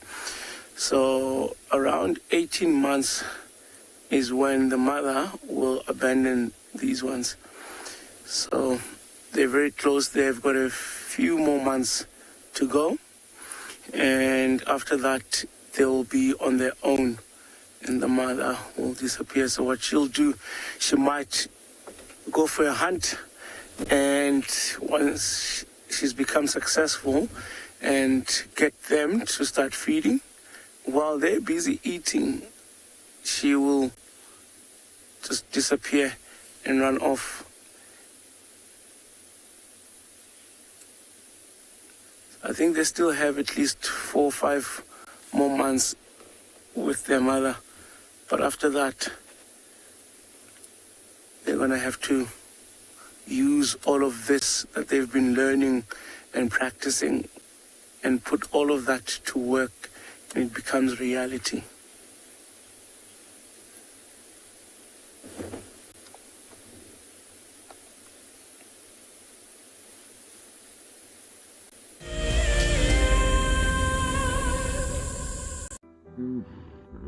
Nestled on the banks of one of the largest lakes in the Sabi Sands lies an award-winning game lodge called Tswalu. Many of you will have been on safari here virtually with Wild Earth, but now we are offering you the chance to see it for yourself in person. Sign up to be a Wild Earth Explorer before the end of April, and you and a friend could win 3 nights to this luxury lodge. In addition to the unforgettable safaris, you can unwind on the deck, relax in the pool, and even savor the various bush dining experiences. Chitwa's holistic approach to hospitality, with specific emphasis on conservation, will leave you with the very best memories of the African wild. Wild Earth Explorers, it's in your nature.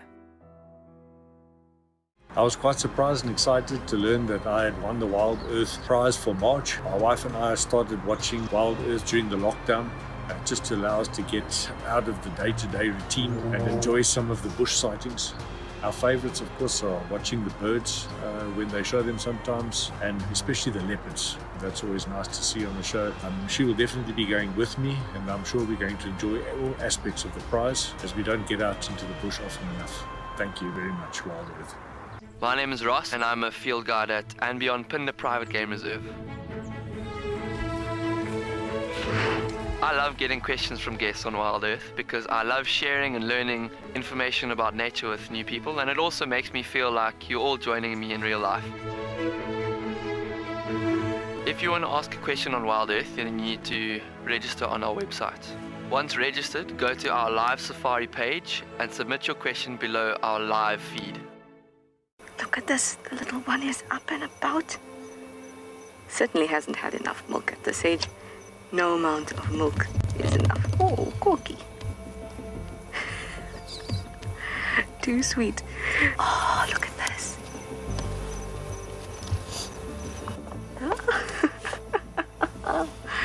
That is stunning. Tune into Wild Earth every single day. It's in your nature.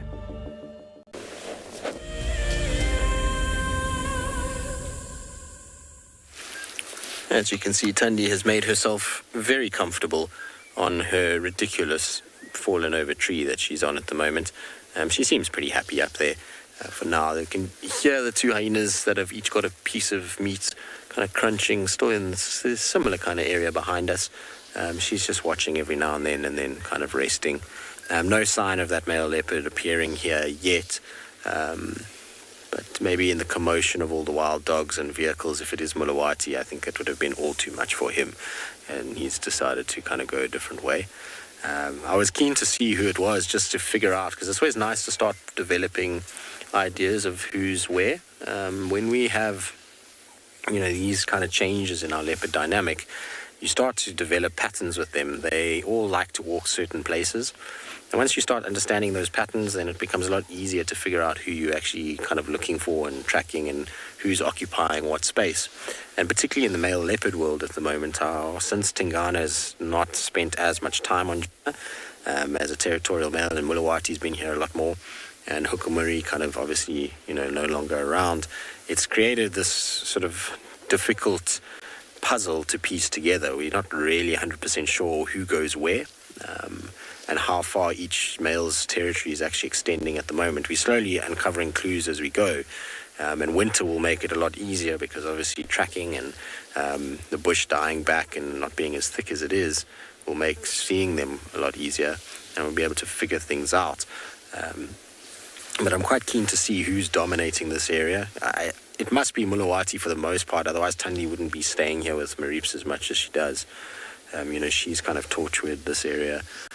But if Ntlangula starts pushing in, it'll be very, very intriguing to see which way that then dictates Thandi's kind of direction. It's interesting times. I was hoping in the chaos of the dogs who calling and twittering and eating and hyenas and Thandi that our male would arrive, and I was hoping that if it was Mulawati, it would be enough to deter his away from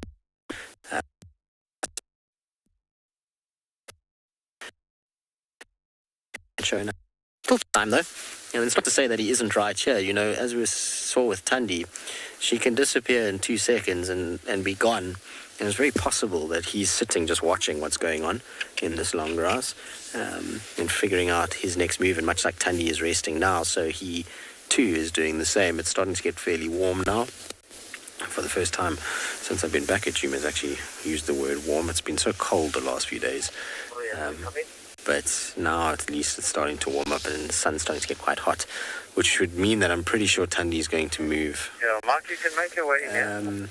At some point. I don't think she's going to stay in the sun like that and get kind of beaten by the sun for a long period. I think we're going to find that she's going to find a shady spot at some point.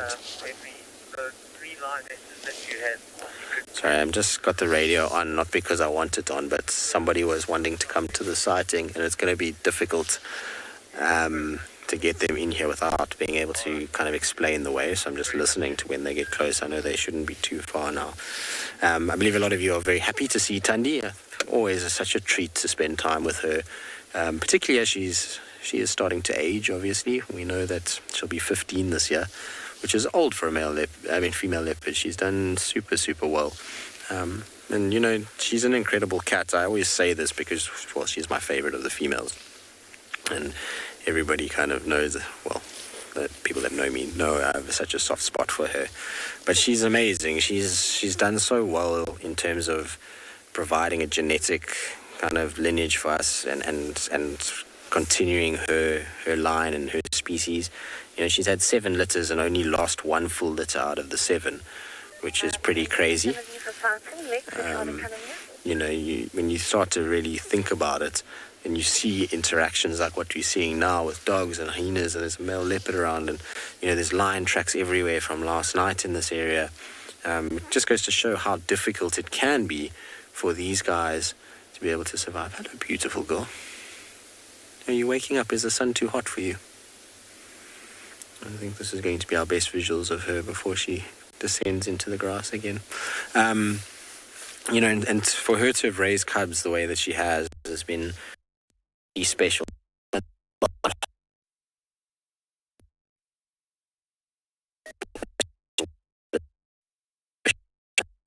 You know, generally don't breed beyond sort of 15 years old, but given how old Marips is now, maybe if she leaves him, we know Thandi often does leave her cubs a little bit earlier, maybe if she leaves him around, you know, June, July, it's possible by, you know, September, October, before she turns 15, we can have another litter from Thandi, and I would imagine that would then be her absolute last.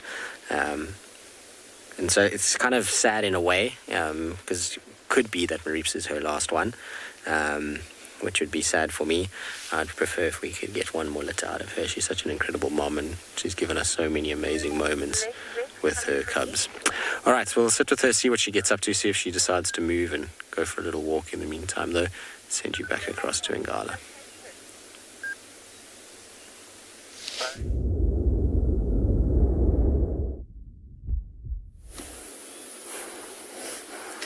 You can see that the young one is stalking his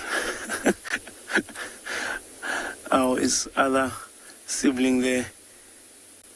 It's incredible to think all of this bond and all of this will get thrown away in a few months' time when the mother abandons them.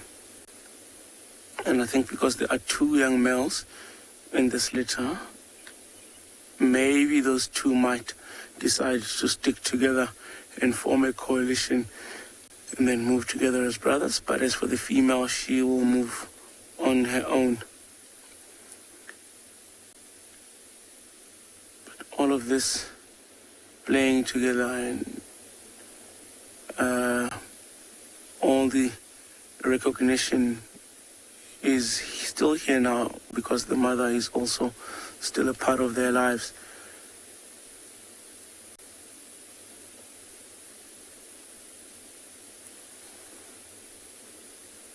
And I can see while they're busy playing around, the mother is up and she is just looking and scanning the whole area around the place where we are right now. So maybe she might be looking for a direction to go in, and I'm sure they could have heard all the commotion that was going on with the lions this morning. It was not too far from here. So also to just, at least they know the direction of that particular threat. So maybe try and see if they can go in a different direction. Maybe I think she might also want to hunt, and for her to be able to be successful, these cubs are very playful. They'll easily give away her position.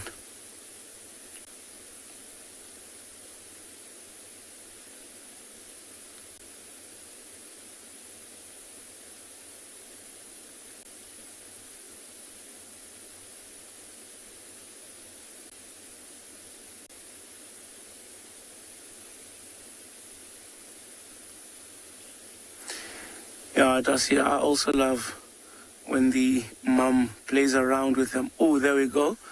That one young one is up that little bush. You can see he's trying to balance and trying to stay up there while trying to irritate the other one with its paw.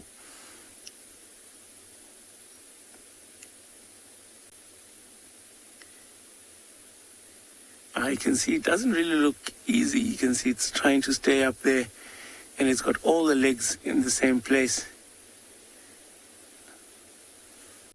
Just above mom there. Oops.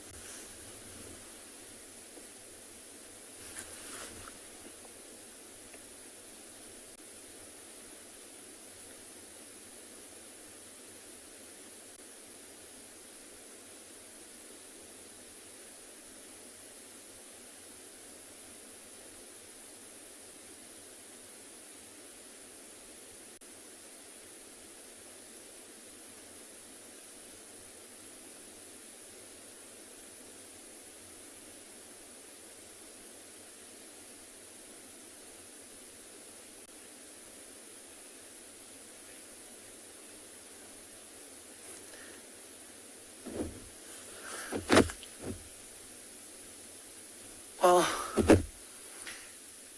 the cubs are a lot more active, and I can see the mom is reserving energy. And I think it's because these young ones, I have not seen them hunt yet. What I've seen them become impatient on waiting for the mother to hunt. I think a couple of days ago they were hunting, and the mother was waiting patiently for the impalas to move a little bit closer. And I think she waited for at least 15, 20 minutes in the same place. And those young ones from about 30, 40 meters behind her just got up and started running after those impala. And she lost the hunt. So that's the little experience that they've had. But it is also a learning curve. Maybe next time they'll learn that the distance where you can confidently charge has to be greater than what they were in the other day.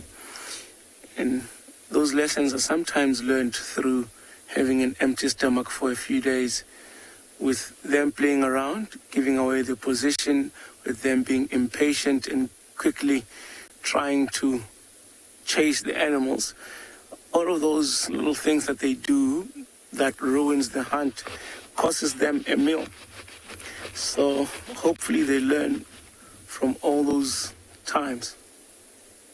And every single one of them is definitely a learning curve. But I think it would be best if one of the hunts would stay behind and watch the mother. They stand a very good chance of getting something. And I can see she's out there having a look, scanning, and she was looking behind her earlier on. She just moved maybe to get a different angle and a different view of the different sides. It is quite open where they are, but along the edge of the clearings when we came in earlier, there was a few impalas that we could see.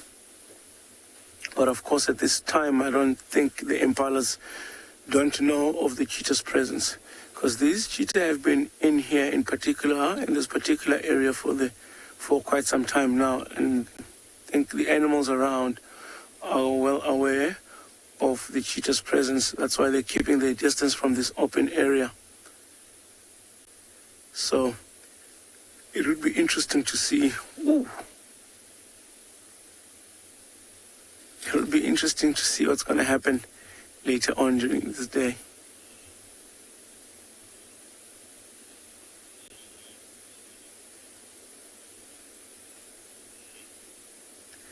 So Chef, you're asking if she will leave the cubs all at once, or will it be one at a time? So what's going to happen is she's going to have to abandon them all at once. She's going to leave them all at the same time, and they'll keep feeding. And once they realize that she's gone, they might try and look for her. But at that time, she might have gone way too far for them to try and find her. And eventually, they will realize that she is not coming back.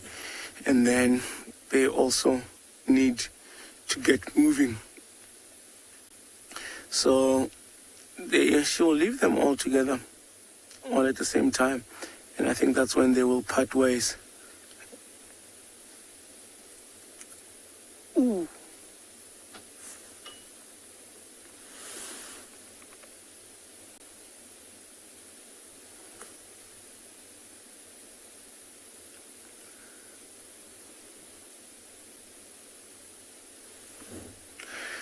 See, it's amazing how you can hardly see her, even though you know she's there.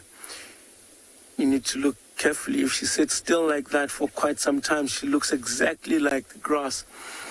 It's easy for them to blend in.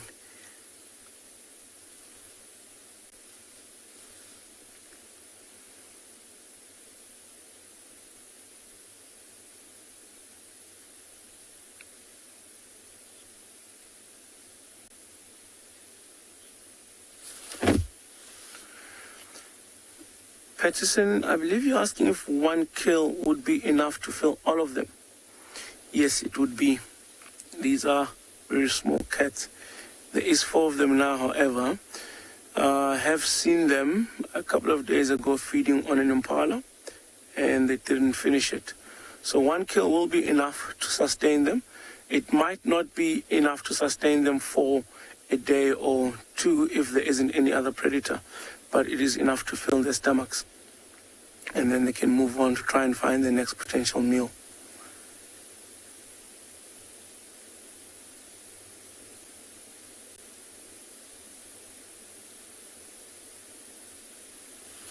I can hear some impalas ratting. It sounds like it's a little bit far, but it might just be at the edge of the clearing.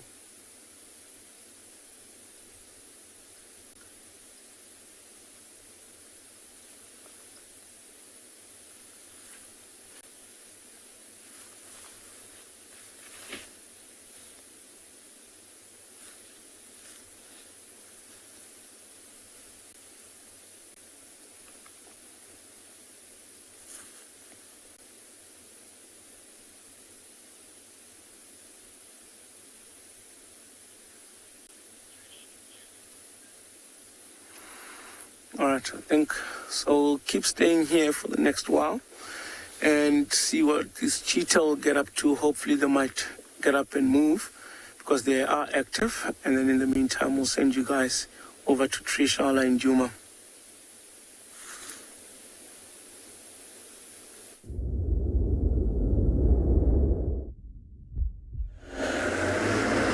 Hi guys, so we haven't been able to follow up on or find anything additional in terms of that male leopard, but we're now going to go to the area where the wild dogs were left and see if we can follow up on them. I just smelled something awful in this area just now as we drove past.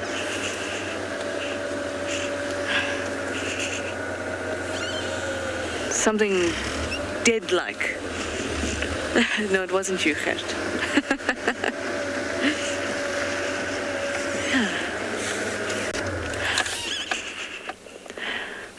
Well, this is in a similar area to where the dogs were running about, and so was Thandi. I was just saying everything is happening in kind of this strip of Juma. So maybe it's the remnants of a kill or something like that. It smells off meaty.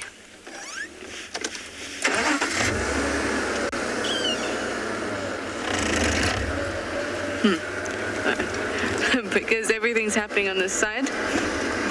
There it is. Yeah, Trish, the last lot of these dogs is between Goripan Road and Hippo Pools Road, heading in a westerly direction. I'm just getting an update on where the last visual of the dogs were. Copy that, Henry. Thank you. Yeah, so what we're going to do is we're going to try and follow up on those dogs. Obviously, at this time, with this heat, it's going to be a little bit difficult to actually see if they'll be moving and things like that. Plus, it'll be flat. They're likely to be flat in the grass. But we're going to go have a look anyway. I mean, it's been action-packed today, hasn't it? It's been the dogs, it's been the cheetahs, it's been the Thandi. It's been almost Mowati, so I want to keep the momentum going. I do. So while I do that, I'm going to send you over to Chad at Pinda and see what he's doing to keep the momentum going.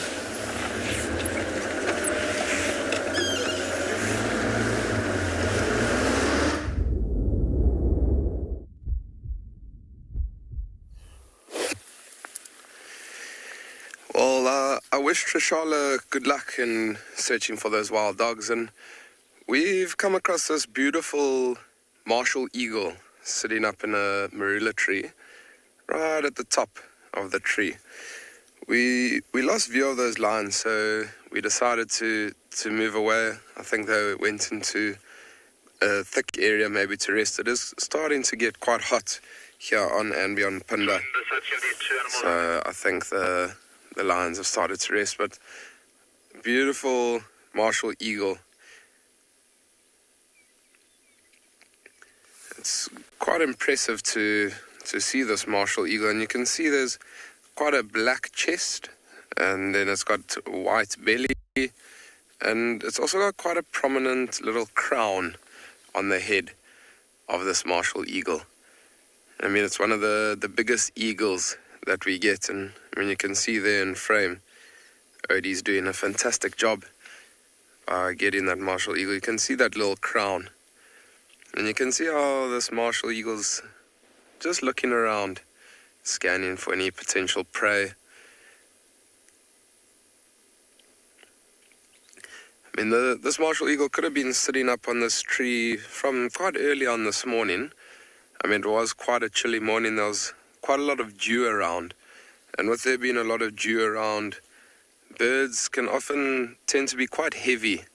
There's a lot of moisture on their feathers, and what they do is they often find a nice perch, just like this martial eagle's doing, on top of a tree, wait for that sun to beat down on them, and eventually when they do dry off or they start to preen themselves, they'll then decide to maybe go and hunt. And this martial eagle is capable of hunting quite big prey.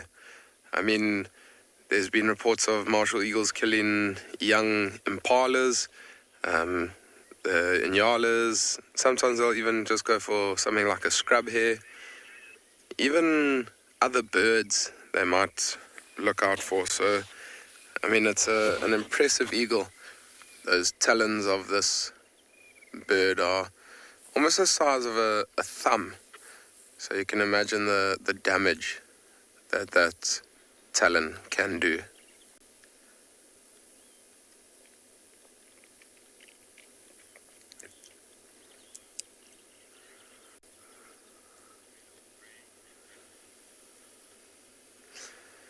So, Flo, there's no difference between a bird of prey and a raptor.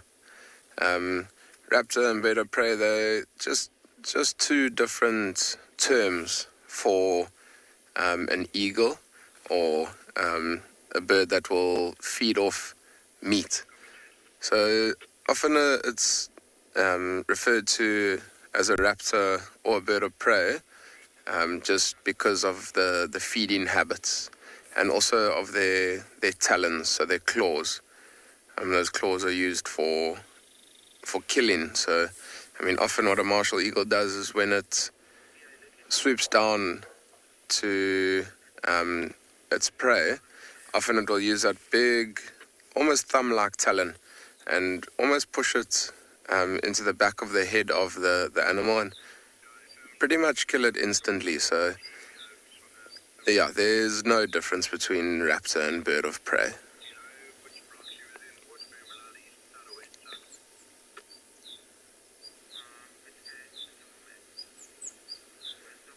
It's turning out to be a fantastic day here on Pinda. Kim, I agree. It's a gorgeous raptor. I mean, I think this is most likely my favorite raptor.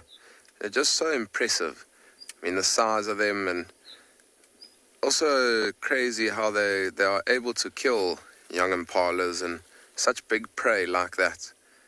For a bird, it's quite incredible. But I was saying before that comment came through that it's turning out to be a stunning day here on Pinda. It's getting quite hot. There's not a cloud in the sky. And I think we're going to leave this raptor. We're going to continue, maybe see if we can find a rhino. But for now, we're going to send you back to Tristan and see what's going on.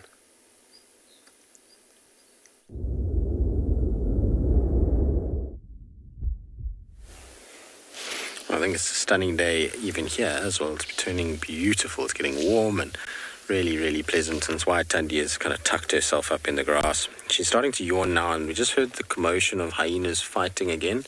I wonder if maybe one is finished and the other one is now, well, that one that's finished is now trying to steal from the other one, because there was 2 hyenas with 2 different pieces of meat. There's a few battaliers that have landed, but I don't know. It could also be that leopard is around. It's possible. And like I was saying, the visual that Trish had of a male leopard was very, very fleeting. She just saw a tail and a leg crossing the road and then a track where that male crossed. And it's straight to where we are right now. It was heading in this direction. But what could have happened is it could have been one of the skittish leopards, and, with 3 vehicles, dogs, hyenas, just enough chaos for that leopard to be like, I'm out of here, and go a different direction altogether. But let's see, there's still noise of them feeding, and there's still kind of birds landing every now and then, and that will all kind of help with attracting a leopard to this area. And if Tandi found it, I wouldn't be surprised that, this male's also just in the area kind of sniffing about and doing his thing, and he might be doing exactly what she's doing. And you can see, if you didn't know she was here, the chances of actually seeing her and finding her would be close on 0.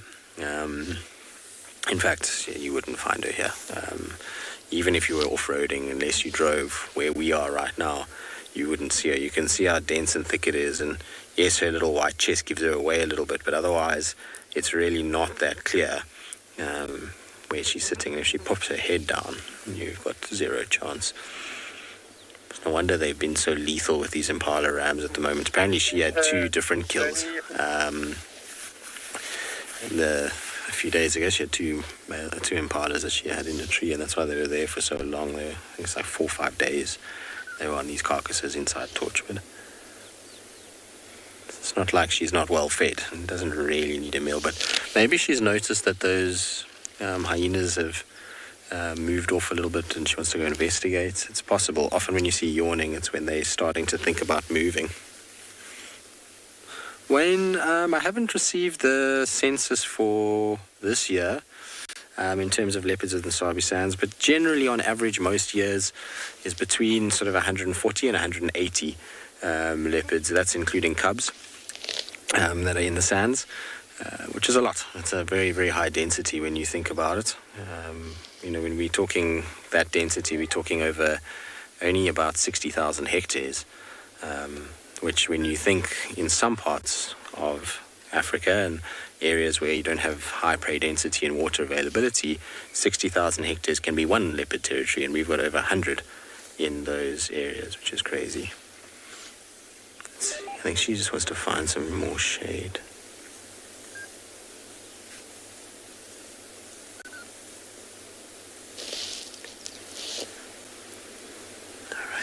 Follow her and see where she goes. I think she's going to go back towards where those hyenas are feeding.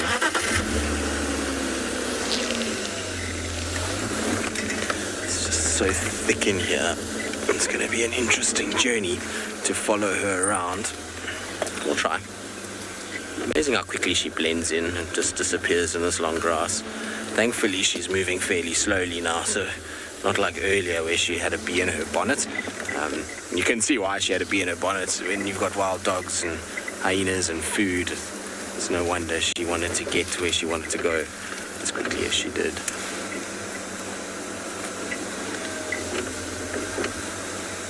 Let's try and fit through here so we don't have to drive over the tree. I think she's heading up towards where those hyenas are. Last I heard them, they were just in this area here. Maybe that's where she wants to get a little bit closer to where they are.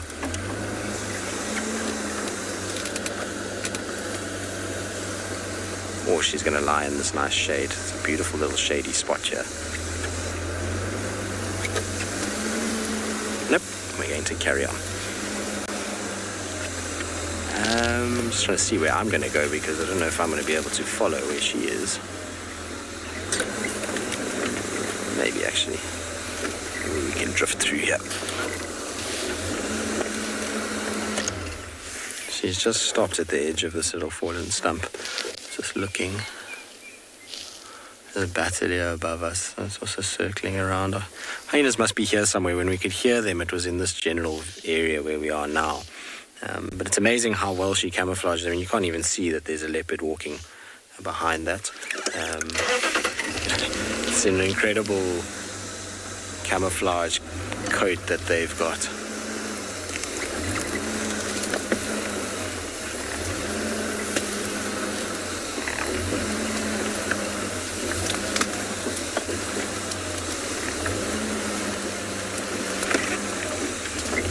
She's now out in the open a little bit more.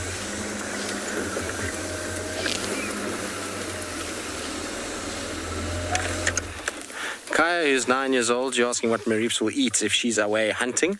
So generally, if she's away hunting, remember that she's going to go and fetch him and bring him back to whatever it is. But in the meantime, because of the age that he's at now, he's going to start hunting for himself. So we're going to start seeing him going after various food items, whether that be lizards, birds, mice, squirrels, scrub hares. Those will all be the kinds of things that he goes after at this time of his life. In saying that, though, the other day when I was with him, he was hunting fully grown male impalas.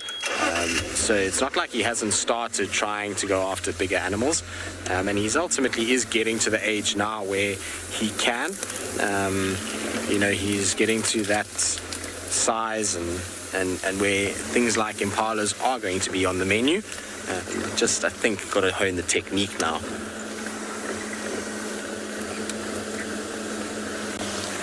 Trying to see if we can spot these hyenas anywhere here. The last I heard them was in this direction, but it might be that she's just decided she wants to get away from this whole thing. I do see that she's sniffing quite a bit, so you never know. Maybe that male leopard came through before we did, and we missed him coming past, and she can smell him, or it's just that she's trying to follow the scent of the carcass as she walks. Looks like she's just here on my right. So I'm going to keep up with her. Hopefully she'll find a place to settle at some point soon.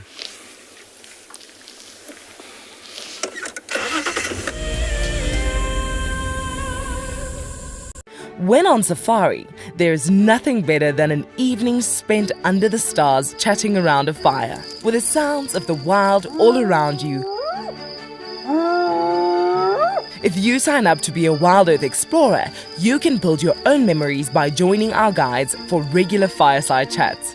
Subscription payments can be made by PayPal, credit card, and now bank transfer. Wild Earth Explorers, it's in your nature.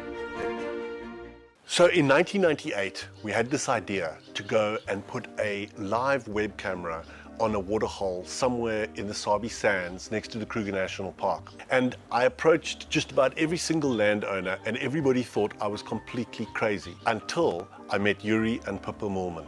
We thought it was definitely a fun idea and a worthwhile thing to experiment. And it immediately became a runaway success. And it gave people all around the world the opportunity to watch a little piece of Africa day and night. Back in 1998, it was the very early stages of the internet. And all we were able to do was to get a 30-second refreshing JPEG out of that camera. But over time, what we began to do is focus more and more on trying to develop this concept of giving people the opportunity to go on safari. Even though we live just 500 meters up this hill, we still put the camera on to see what's happening. Absolutely, we watch it ourselves. I love being a cam op for Wild Earth. The animals coming right up close to you, especially like lions. Sometimes you get nervous, but you have to go with the flow. My favorite animal to film is the elephant because of how big it is. But when it's really up close to you, it's one animal that you would say, I really respect you.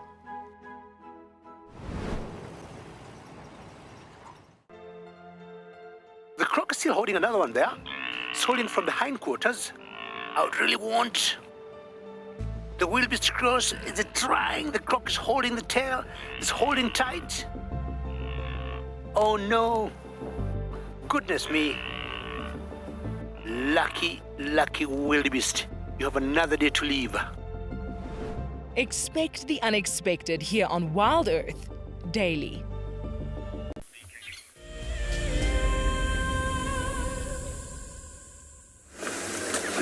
Right, so Thandi is, well, being Thandi, she was sitting so nicely and she was rolled on her back with her two paws in the air.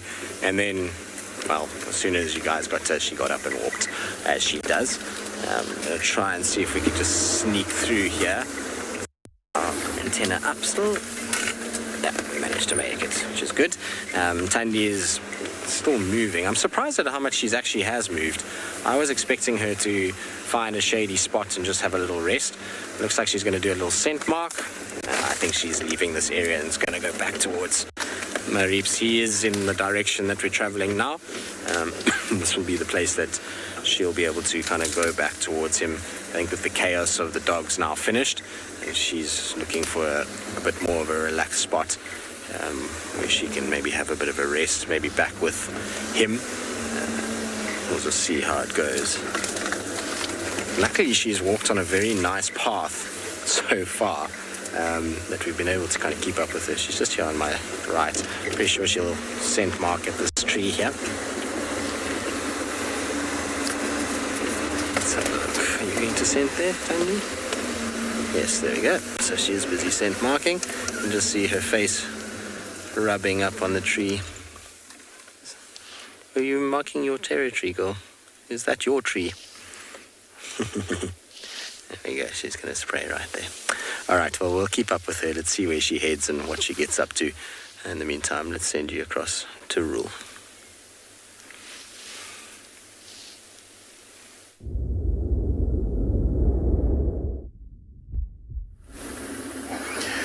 All right, everybody. So we decided to leave those cheetah, and I think they are still a little bit active. They were running around in that whole open area.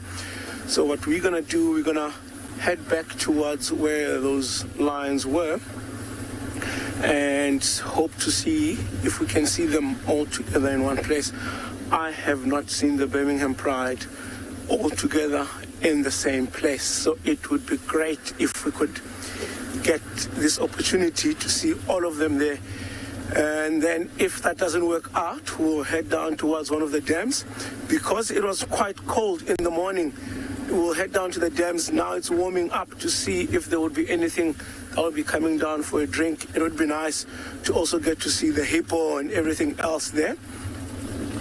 So for now, we're gonna try and see if we can get to the lions.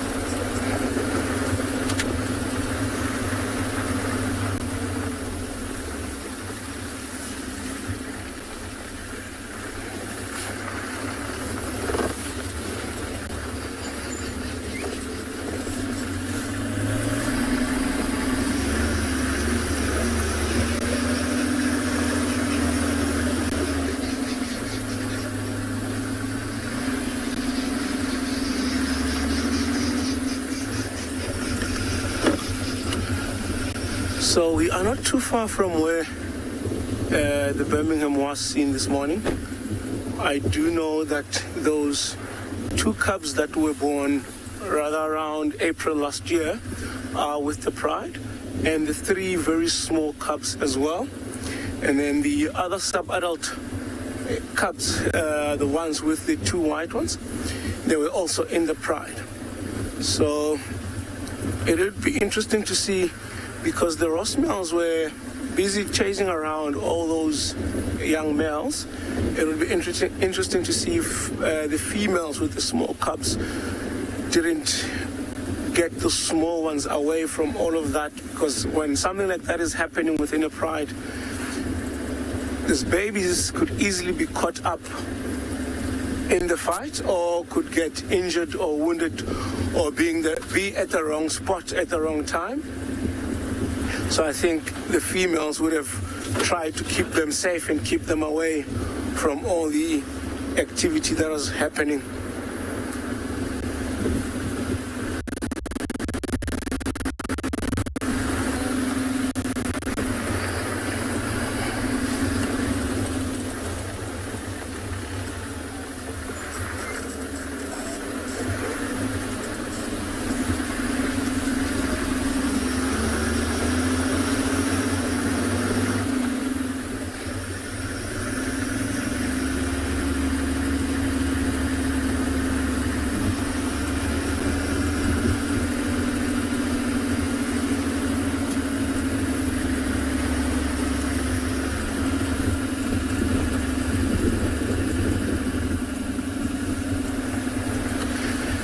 Noble Rabbi, you're asking if animals out here have got allergies, I believe. I am not entirely sure about that. I might have to try and have a look at it properly and then get back to you on that. I do think it is rather an interesting question. And now you just spiraled a bit of curiosity in my head. Like, would lions be allergic to a certain antelope? Would the herbivores be allergic to a certain grass or anything like that? That is actually a very good question. I've never really thought about that.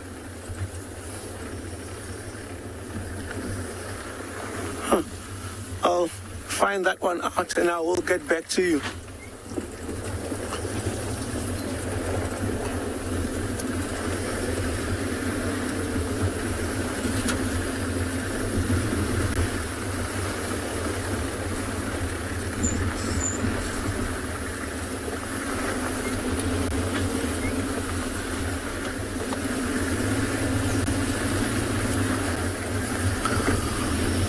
So on this little quest that we're on right now to try and find the Birmingham Pride, we will send you guys down to Tristan and then see if we can be able to find these ones.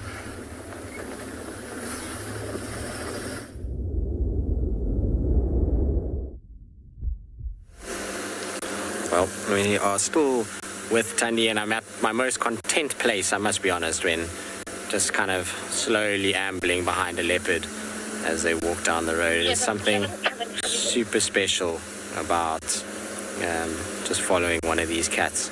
It's not lost how lucky we are to be able to follow cats like this. She's obviously seen something in front here. I saw a branch move in front, so I don't know if it's something. She's going to the toilet as well. I don't know what it is. If it's what's in front of us here? It's an elephant. There's something moving, maybe a giraffe. You just see something moving in front with the big marula to the right of her, but I can't see what it is. She's definitely also noticed it, which is why she's gone stationary now. I cannot see for the life of me what it is.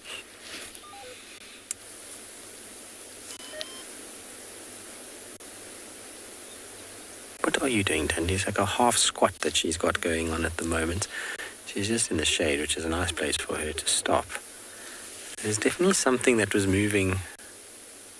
I don't want to move now either, because if it's something that she can hunt, then, I don't want to kind of get in the way where we sort of chase it off. But her interest is not looking as though she's wanting to hunt. So I think it must be something large that's there. Definitely saw a branch move, and then looked like something just kind of moved behind it. I don't know, maybe I was making things up. I can't see anything now. Okay, girl, are you going back home?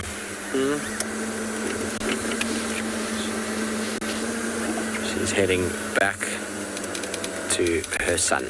So back towards Torchwood we go.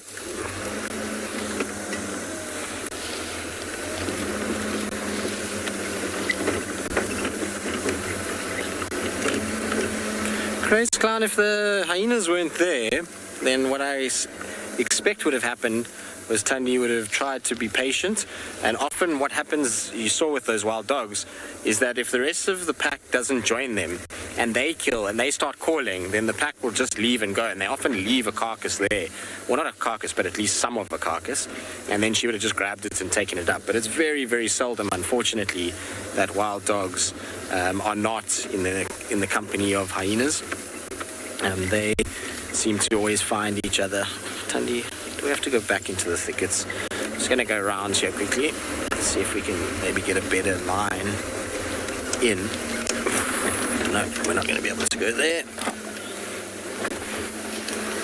Let's try and figure this out. Try and keep up with her, but it's going to get very tricky in here. There's a lot of round-leaf teak, and round-leaf teak is a horrible, horrible little tree because it looks so innocent and small and like it's not going to do anything to you. And then in the middle is these massive stumps that are hidden, and then you hit those and, well, that's the end of that. Alright, I don't know if we're going to be able to follow her in here. It is very thick and very dense, and I can't even see her already. Right, I'm going to try and catch up with her, see if I can find her again in the meantime, and send you back to Rule at Ngala and see how his Birmingham Pride search is going.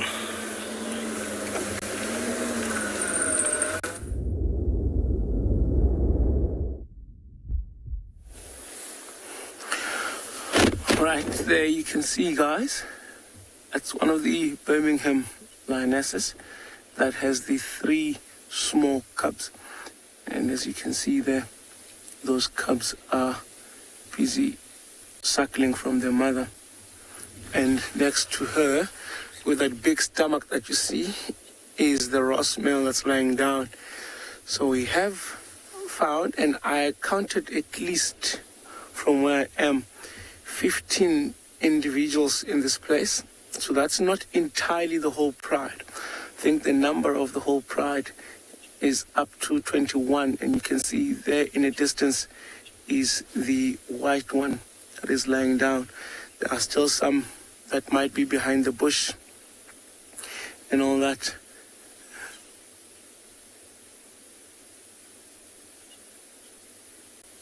I think they might have had a very eventful night and a very busy morning, so you can see how flat they all look. I think they're just tired, want to rest out the whole day. And plus it's getting hot.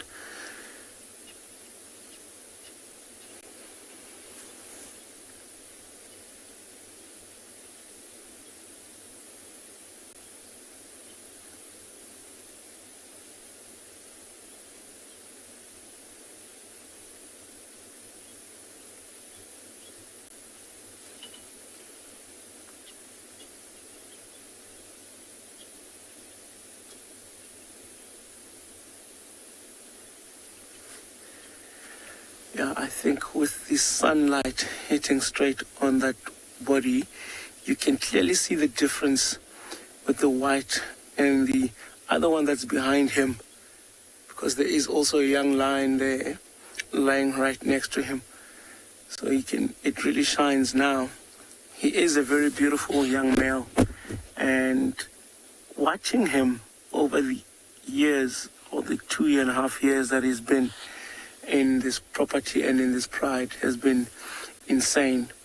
And I remember when he was just a cub, and we would just watch from a distance behind a very thick bush something white just moving behind there, and it was still exciting up until when they started feeding and started eating meat, and we could see the aggression behind him and the type of lion he displayed to be. He was quite aggressive and dominated when it comes to the feeding, and I've watched him on different carcasses as well. And having watched him all those years up until where he is now, he has grown to be an impressive young male lion. I'm just hoping that when he and his other brothers get kicked out of this pride, that he survives. It would be very nice to hear that he is off somewhere with his brothers and they have taken over a territory in a couple of years. It would be crazy as well to see how big he has become. If he's going to have his mane, you can see if you look carefully on his neck, underneath his ear, there's the mane starting to come out there. It's a little bit of a different color. It's a little bit ginger, but it's so awesome. It will be nice to see if that male, what that mane will look like when he's fully grown and how big he'll become. So all those sort of things, I would actually root for him, and I'm hoping that he survives. Even though he's going to be off our property, it will be very nice to hear wherever he goes, or just find out where he is, how's he doing.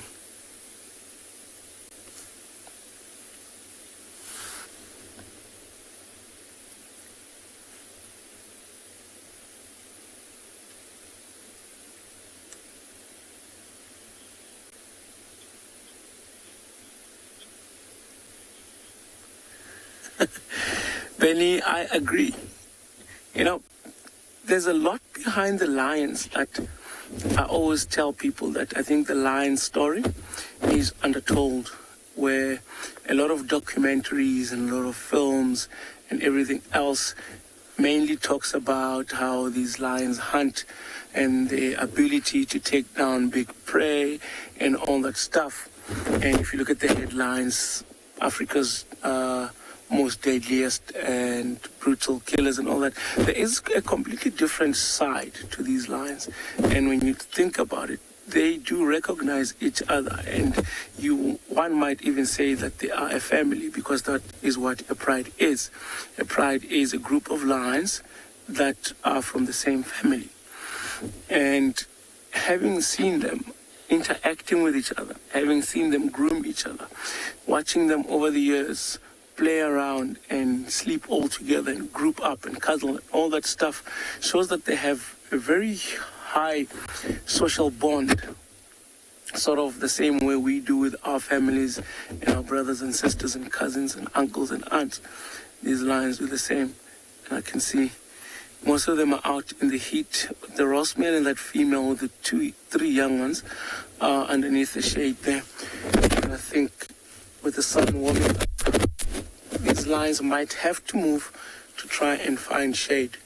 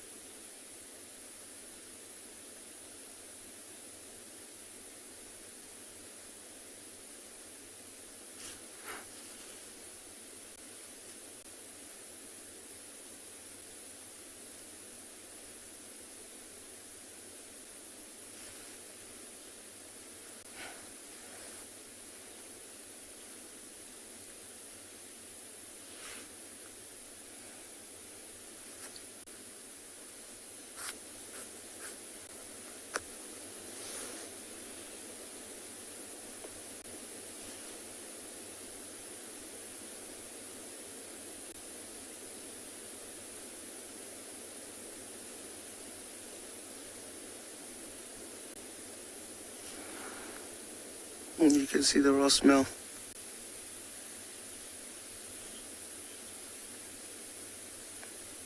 You can see one of the males just turned, I think, the one side, maybe got tired of laying down on the one side. So we'll spend a little bit more time with these lions. And in the meantime, I think let's send you guys down to Pinda, where Chad's been trying to find a rhino for you guys.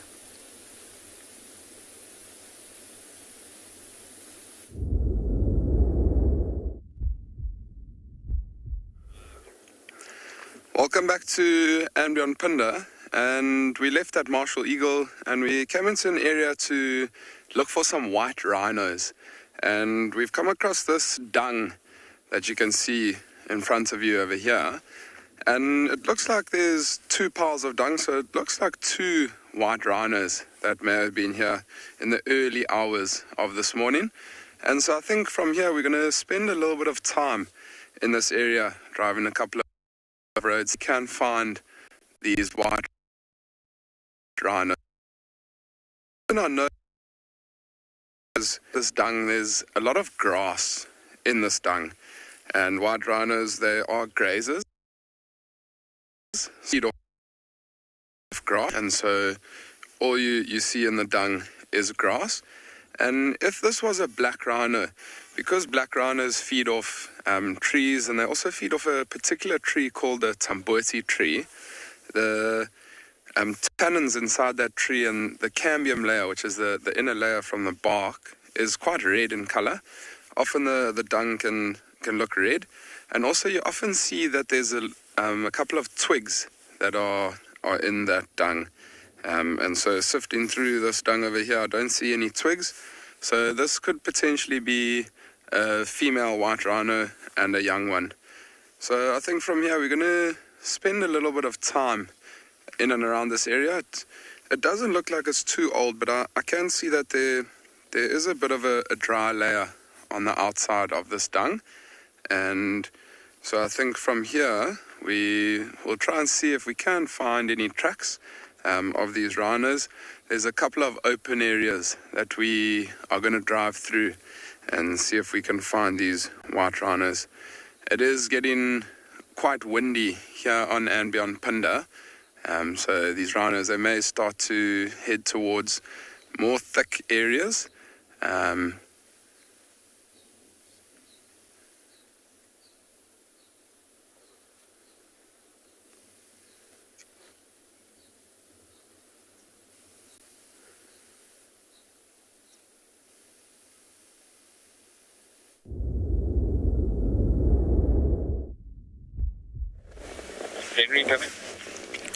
Well, our search for the wild dogs was unsuccessful. They're somewhere in the middle of the block and flat.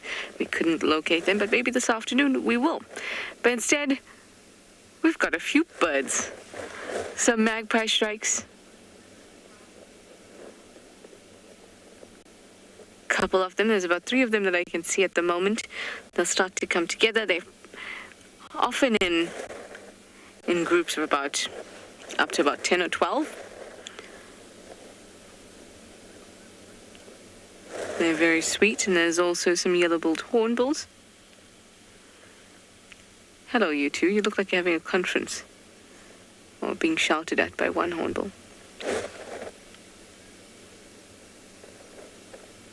There's some more magpie shrikes below this hornbill as well. The magpie shrikes, you see them quite often, not just at the reserve, but even in cities around, back in Johannesburg and Pretoria, I've seen them as well. Very recognizable call.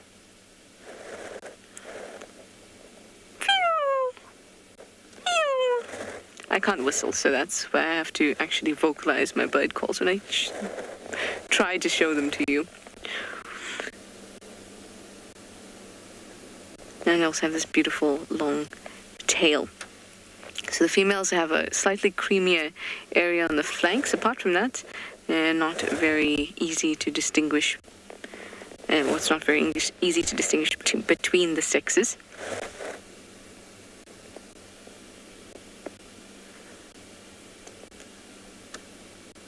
But really nice birds to listen to and to watch, especially when they're in a dead tree, because there's usually numerous amounts of them, and they're calling together. What I find interesting about them is that so often with birds, we know that they're quite sexually dimorphic. especially when it comes to things like tails, long tail feathers, and usually it's the males that'll have things like that. But with the magpie shrikes, both the males and the females have these long tail feathers. And I find that quite interesting that they have developed in that way. It must help with sexual selection, but across both sexes. So the mechanism by which that has happened, I mean, it could just be all mutations are not advantageous or a disadvantage. Sometimes they just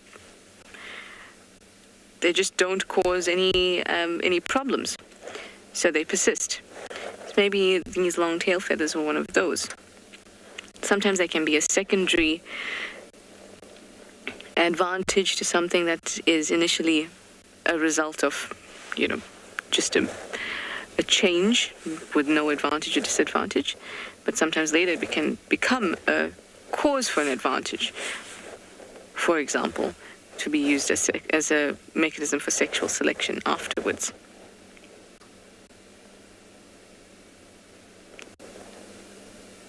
This little group is now foraging all over the place, looking for little invertebrates, small mammals, even small reptiles.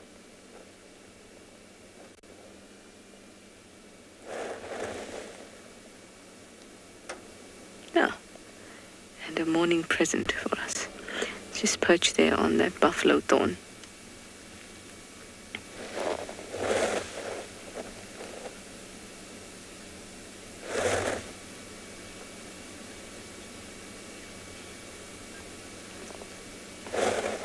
Really, really pretty. Also, I quite like that the black is very black. I know that's a strange thing to say, but very often out here, strong, hard blacks are very rare to come across. You see them with the zebra, you see them with magpie shrikes, but other animals that have bits of black, or like especially birds that have bits of black, they're usually like a gray black or a brown black. Especially in the sun, you'll be able to see a tinge of another color. But with these magpie shrikes, it's a very, very strong, very sure black, and it certainly makes for a very beautiful bird.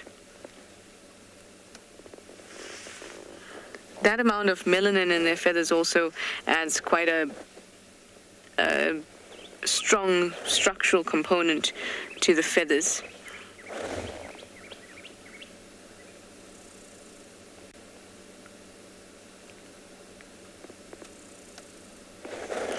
Very, very pretty. All our other birds have flown away.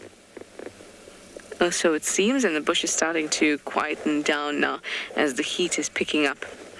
It's when the heat picks up, the smells change, the sound changes, because now you can smell sort of the heated up ground and grass. And the sounds it just quietens down. You can almost hear yourself at this time. They're calling, the magpie shrikes.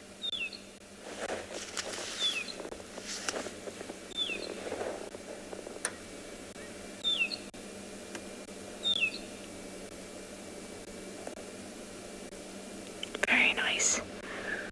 You'll see that it's still searching for a meal, even though the majority of its group has moved away. Come on, your group is calling for you.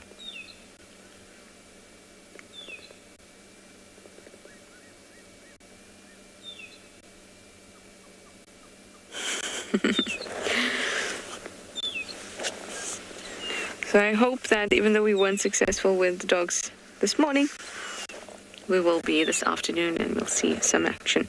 But for now, we're going to move on, see if there's other cool birds that we can spot on our way home. We'll send you over to Tristan for a bit of an update in the meantime.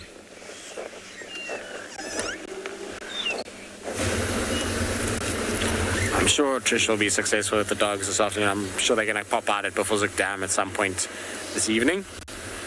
And Trish will be around to see them. Well, I hope that she will. It's always difficult with wild dogs. They're in and out, and obviously we didn't have much of a sighting just because I was wanting to try and see if we could find Thandi again. My allegiance lies with the spots, I'm afraid. And so as much as I do love a wild dog sighting, that was going to be our best way of finding her. I went back after we lost her, and we just to try and see if there's any sign of that male leopard. No tracks coming out, so I think this afternoon I'll head back there and we'll just do some of those blocks as it starts to get dark. I'm pretty sure that leopard has found a little spot to lie down, and we can just double check and just see if he hasn't moved out of there. If it is one of the skittish leopards, and I say one of because thanks to James Richard, who's always the go-to with leopards, he told me about a sighting of a male leopard that was seen on Gowrie, Buffalo cutline, cheetah cutline kind of area of a young male leopard that was very shy and had an injured back leg. So it could be him. It's not far from there. It could be Mulawati, obviously. But if it is one of the skittish ones, they're going to be much more relaxed at night. And so going there around sunset is going to be a good option. It's also just a good time for leopards in general. They tend to move around, and so hopefully we'll pick up some tracks. And if no tracks, then we know he's inside there. Then we just hang around and wait. And if it's a male leopard that's trying to establish territory, he might soar. There's options there for us this afternoon as well. Unfortunately, I'm pretty sure Thandi's going to go to where we can't see her. We were already starting to lose signal once we turned in to Torchwood, so I don't think we're going to be able to go into that area and follow up on her. But there's always other things. I've heard Insele was just found recently. She's up all the way on the northern side of Buffelshoek, so she's around. So there are definitely options. Hello, Hippo. I'm also quite interested to just try and see if we can't track down the Talamatis. No one actually tried to track them this morning. And after their little altercation with the tortured male last night, it will be good just to try and see if we can pick up exactly where they went, just make sure everybody's all right. Super interesting with them, though, is how they ran. Well, not ran, but they moved straight to where Darkmane was calling. So where he was roaring from is where they ran to. Initially, he was calling here at the dam, but then he went up and towards Sydney's dam side and onto the boundary. And their tracks cut straight from where they were chased by the tortured male to where he was roaring. And obviously they're just trying to seek some sort of sanctuary with him. So it'll be interesting to see what happened there. So we might also go and have a look around up there this evening as well.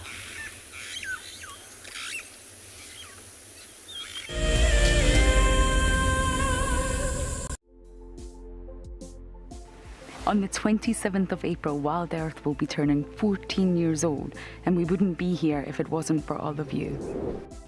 And to celebrate, we will be finishing the beautiful book that we started last year that looks at the history so far. But we do need you to be part of it. Please submit your most memorable sighting, or what Wild Earth means to you, or even just your name and a comment to be included inside the book.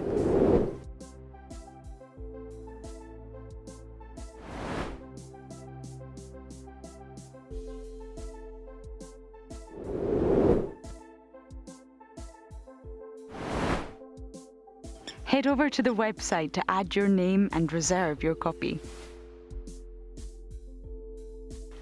And a big thank you to all of you who have contributed to the book so far. For many years, Wild Earth has taken viewers from around the world to the Mara Triangle, a place of majestic beauty and abundant wildlife. But it wasn't always like this.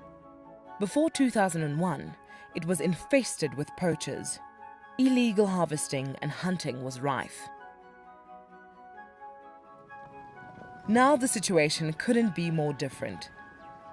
The hard work and dedication of the Mara Conservancy has revolutionized this magical land. But now, the loss of revenue from tourism has created a grave crisis. The Mara Conservancy needs help if they are to continue protecting the reserve and supporting the local communities whose livelihood depend on its survival.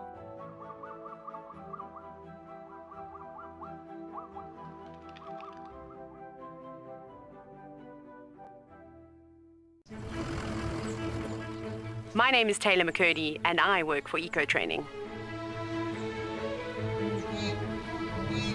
I love hearing from all of the viewers. However, I particularly enjoy those of you who have been watching for a few years. Your questions are just so advanced and they really get me thinking. If you'd like to ask a question on Wild Earth, you need to register on our website. Once you've done that, head to the Live Safari page and submit your questions below the...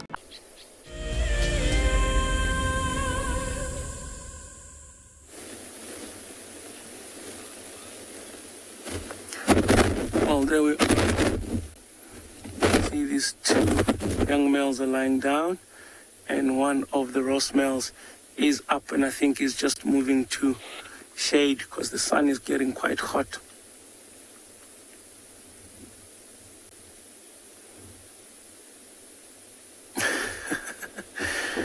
It's always funny to see the way they lie down. It's almost as if they just toss themselves on the ground and can't wait to lie down.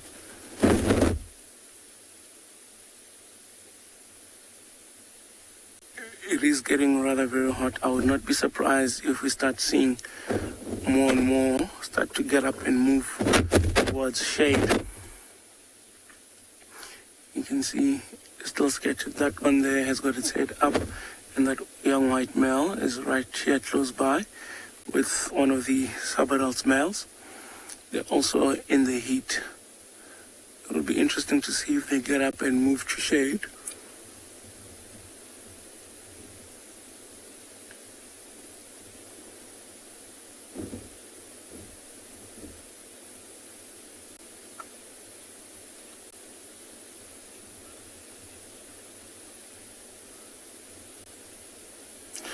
So, Alison, you're asking if the males that get kicked out, will they ever be welcomed in the pride? Unfortunately not. Once they get kicked out of the pride, they are meant to survive on their own. If it's, especially the young males, when they get kicked out, they get exiled from the territory. They're no longer welcome in there. And if in a few years they become total strangers to the pride, and every time they try to come back in, the males will keep pushing them out. What's interesting though is you can imagine that once they leave their territory and are forced out of their territory, or well, their home territory where they grew up in, everywhere they go is another male's territory. So they'll keep getting in and out of trouble. That's what makes it difficult out there when males become nomadic, young males like these two lying down here. And at that time, it's when they try and stay out of sight. Because if they head east, there's a different pride. If they head north, there's a different pride.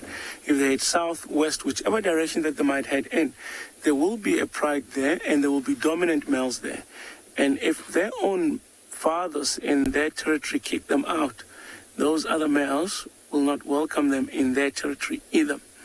So they have a very long life ahead of them, still have a few more years to survive there. So regardless that they won't be welcomed, but if they make it out of that nomadic stage and they get into their prime, let's say these guys are about two and a half now, heading towards 3, and they, for some reason, make it out there and they survive, all 3 of them. By the time they get to about 6.5, heading towards 7, they will be big enough and strong enough as a coalition of 3 young males to try and take over a territory. They will keep trying. There is no guarantee that their first attempt or first try will be successful.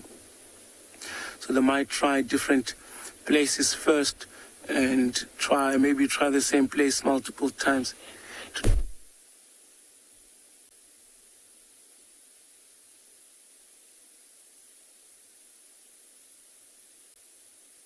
Stronger males in the different.